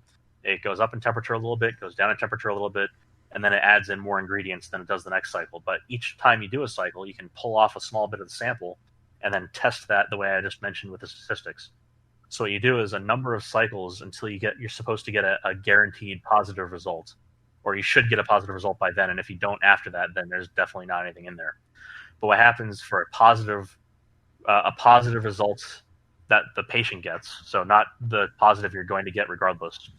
That's the end of the test condition, is the first positive result. So if your first positive result happens before this cutoff where you know you should get a positive result that's a false positive, then it's plausible that it is a true positive. So that means that you haven't gone to the point where you're going to have garbage data. You still have good data, but it still saw the distribution of the reference specimen. So if you get a positive result, say if you say the cutoff line is 14 replicates, 14 cycles, then if you get, say, a positive result after 3 cycles, you definitely have a positive result. If you get a positive result after 11 cycles, you probably have a positive result. If you get a positive result at 13 cycles, by statistics, you're going to call it positive, but it's kind of iffy. So it's a little bit fuzzier of a test result. The patient gets yes or no. So that's something to take into account, is that there's a bit of a spread to this, but it is, if they're getting a yes or no, there's a high likelihood they're getting a yes. The other thing is that they run these tests usually in triplicate. So they usually run 3 tests at a time per patient. So you're not getting a single test's worth of fuzziness. If they tell you yes, it's probably not based off of one PCR test. It's probably based off of 3. And that means that you should have a high confidence in this as a consumer going in to get a result. If you're a patient, you're waiting for a result, that yes, if you get it, is probably not a false positive at this point. Now, it can come and go, which is one of the weird things we've observed in the past here. But those, you should have a high confidence in those. They're going to be like 95, at least, probably 99% plus confidence that you should have in these results. But again, this is why the PCR takes longer. The antibody titer takes 10 minutes, including the amount of time it takes the doctor to walk down to the hematologist. Yeah, I really wish that I could explain what you just went over in a simple way, and there kind of isn't. Yeah, I'm sorry about that. It's just kind of the way it works. It's a very complicated thing, and I mean, you're just going to kind of have to do your own background work on that, because I've been racking my brain about what kind of analogy I could give you, and you just kind of have to understand how these things work to a degree to wrap your head around what all of that means. Here's the way I can describe it that'll help people understand the way that the results were evolving over time from the beginning of this pandemic approaching the U.S. until now, where we have more confidence in the results. PCR will always work as long as you have a good known original specimen that you can test against, which we did have. So as long as you can get that at the very beginning, and you can build up a library of these known reference results, which is why PCR is so versatile, then you can always use PCR. The downside is that PCR is not as concrete, as I just mentioned, because of that kind of variance in the number of cycles it takes to get a yes. So the antibody tests are always later, and they always come later because you have to get enough of the materials on hand. You need to get enough of this kind of dead virus, if you will. It's almost like a vaccine, if you can think of it like that, where it's kind of the reverse order. Instead of using a vaccine to tell your body to generate the antibodies, you're now using the dead, virus, or in this case, it's a tagged molecule that it attaches to. You just use the receptor sites, but the principle is the same.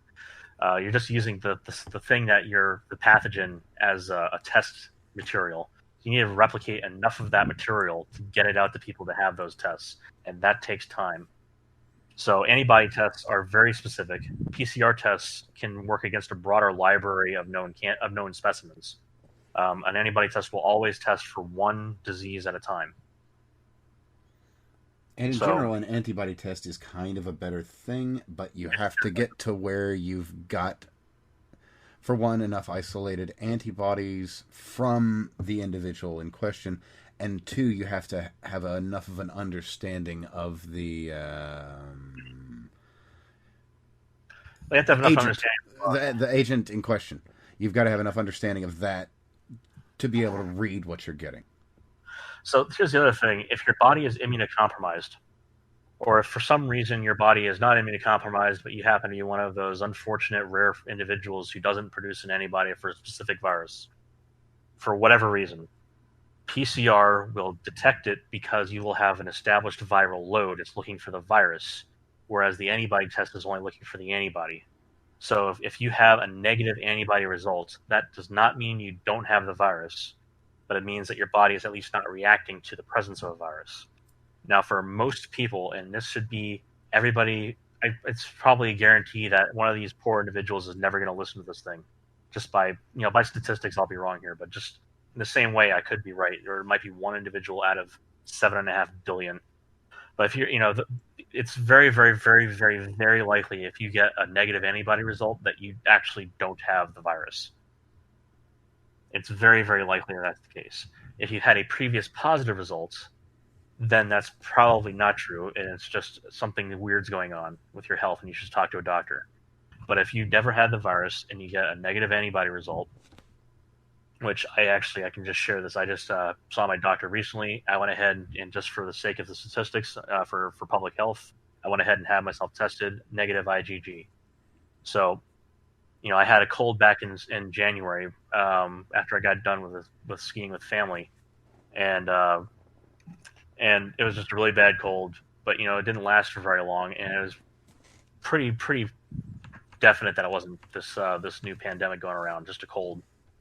Maybe the seasonal flu that was going around at that time. But just to make sure, I got that test done, and negative IgG. I can safely sleep at night knowing I've never been exposed to SARS-2. Now, as an interesting little segue, I can actually use that to tell you a fascinating story. A guy I work with who works with the CDC, he ended up with, around the time that the outbreak was really spreading around here, he works with the CDC in rehab and recovery. Okay. And he decided to stick around where I am instead of moving to like a great big city area. Yeah. Because of, he just, wanted to be a family man, wanted to be kind of settled down, didn't want to move around, and so decided to stay at one of the more safe spots, considering how big cities are now, luckily enough. But somehow, the guy ends up, he caught it. And that mild cold you were talking about? Yeah. That's it. He wasn't asymptomatic. He just got, just to him, it was a couple days of a mild cold. But didn't realize or know until sometime later. But being CDC, they're like, if you're doing any work with us, you got to get tested. And he's like, well, I'm not sick now, so you do the antibody test. They're like, yeah, he's got the antibodies. He ends up doing the convalescent plasma as well, so his plasma's out there helping save lives too, which is dope. But and funny enough, his wife, immunocompromised, I don't know specifically what with, did not catch it. Lucky her. Oh, quite. Wow. But that just kind of goes to show you just how peculiar this thing really is. Well, I imagine that if he's with CDC, he's probably at least taking all the precautions normally during a flu season anyway. So again, this should magnify that need for those basic precautions. Yeah, don't take this as, well, if some CDC guy and his wife didn't even get it. No, take this as they got very lucky. Very lucky indeed. I think he just followed basic procedure during a flu season. That he didn't touch his face very often. He probably washed his hands before everything, including if the guy knows he's got a little bit of a cold and his wife is immunocompromised just in general, then he's probably, being a CDC guy, taking some extra precautions. Maybe not as much as you would now, but probably more than your average individual, which just goes to show you, if you do some basic things, it has a large payoff. So, and this is also to say he's got very specific circumstances having an immunocompromised wife. He probably is a little bit more attentive to these needs at the get-go. But certainly, the whole basics on just washing your hands, not touching your face, staying away from people who are sick, definitely. Just cleaning the frequently used surfaces about as frequently as you use them, that kind of thing. These are all basic steps that everybody should be doing anyway during a flu season, let alone during a pandemic, that are very effective, just as kind of a prophylactic approach in your life to preventing yourself from getting any of these diseases that are highly communicable. So that's what actually amazes me, is that this is a very highly communicable disease from just the aerosolized droplets in your breath from coughing and so on. That's actually, frankly, the most intriguing part of it. I'm guessing it's because he knows to stay away from his wife while he's sick. No, I would hope so. distance and preventing yourself from coughing in the direction of someone is going to do a whole lot more than you can imagine. Just coughing into your shoulder to prevent yourself from contaminating your own hands is a big one too, or coughing into your elbow. Yeah, absolutely. And another one, a real simple basic tip: if you absolutely must touch your face, if there's something there, say, and you don't really have the other option, use the inside of your shirt. Yeah, or and another one to use. Another good one is to just use the collar of your shirt and your knuckle. Absolutely. Just use your finger and thumb to lift the collar up, and then when you put your shirt down, use your knuckle to give yourself a little rub through the shirt. You'll definitely feel that more than say your fingertip. Absolutely. Say, well, it's the summer. You get hot Yeah. days. You're Oh about yeah. to get some sweat in your eyes. It's sitting in your eyebrows. If you don't do something about it, it's going to drip down and it's going to sting. And it's going to have all that crap from your forehead in it. So, Mm-hmm. you know, there is a time and a place to touch your face if you're going to. Be careful. If you can, keep a spare napkin or something legitimately disposable around that you can use. If you don't have that as your option, just like the man says, grab in a safe way a piece of your clothing, collar, inside of a shirt, coat, preferably not the inside of a cuff, because that's going to be around your hands and sliding up and down around areas that see a lot of use and a lot of real estate. So kind of avoid that area, but anything that is normally free of like wear and dirt, like the parts of your clothes that get dirty, use somewhere that isn't one of those, and you're going to be a lot better off for the trouble. Yeah. And here's another thing I should mention. You mentioned in your routine earlier that you use gloves. So as long as you don't have any like open wounds or cuts or anything, like you don't have scrapes and stuff like that going on, your skin is a very good barrier. Uh, even under your nails and all that stuff, your skin's a fantastic barrier that is going to protect you from this thing. It's not going to get through your skin. So if you need to go out and say you don't want to use gloves or you don't have access to them or any of that, even though that's kind of all farcical in its own right, because you can get access to gloves, just go to a hardware store. That said, if you're not comfortable with them and you're going to get to the point where you can wash your hands before you do anything else, you can just let your skin do its job and then just do a good job washing your hands at the end. You can walk out. You don't have to wear gloves, but again, it sometimes can be a good idea for those who have other needs. But if you don't need gloves, you don't have to use them. Just make sure you wash your hands at the end. Hand sanitizer, more than 20 seconds using soap and water. Make sure the water is like slightly above room temperature, so warm water is better than cold water. For me, whenever I'm going to do food prep and I've been outside during the day, I use chlorhexidine gluconate based soaps. That's surgical soap or Surgi scrub. The brand I'm using is HibaCleanse. You can find that in the grocery store. It's very readily available. Usually, it's about an 8-ounce container for like $10 or $20, which is overpriced, but whatever. But you only need 5 milliliters of it at a time, so one 8-ounce bottle is going to last you actually quite a while. But I just use that stuff. Chlorhexidine gluconate actually has an advantage in that it binds to your skin, so you're not really protected, but you're at least better than background protected for up to 6 hours after you use it. This is why I use it before food prep.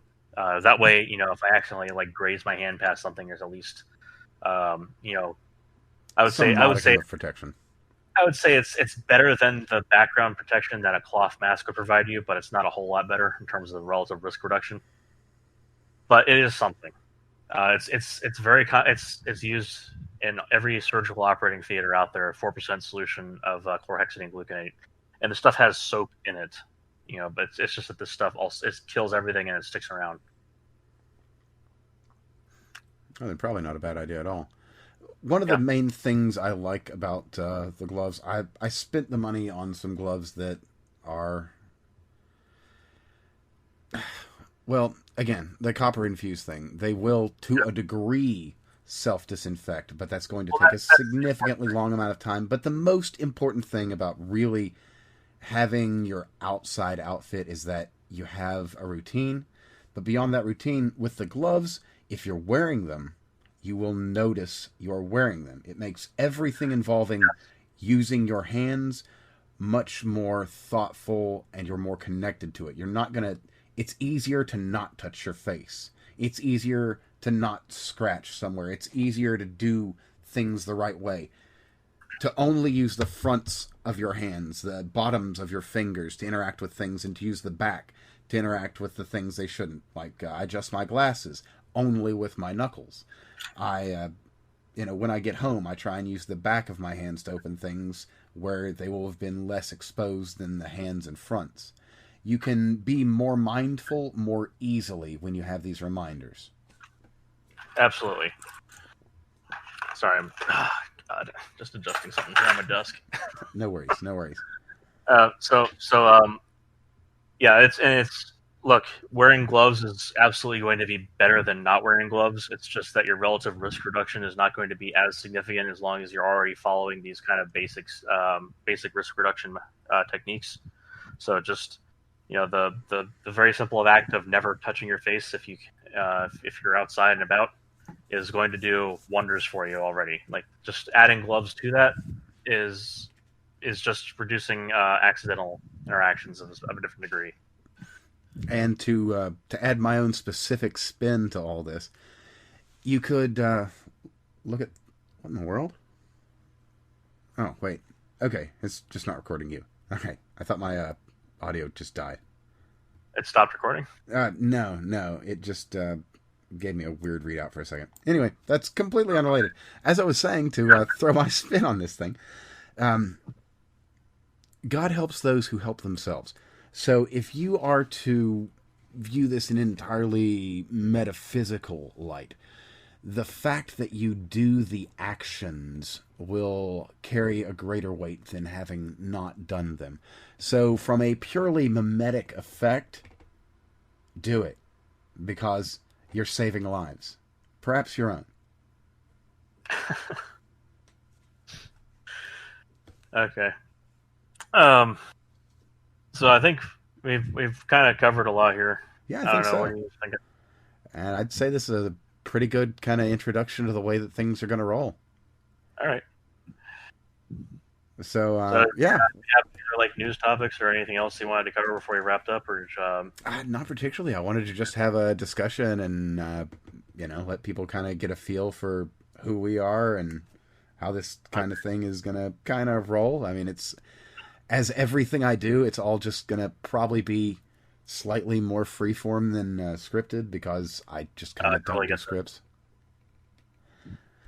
But I guess we'll wrap it up with the cool song I've got from earlier, and I guess we'll call it a night. So let me roll the song and say thanks everybody for tuning in. All right. So there we go. There you go. All right. So thanks anybody still here, and stick around for the next time. See you soon.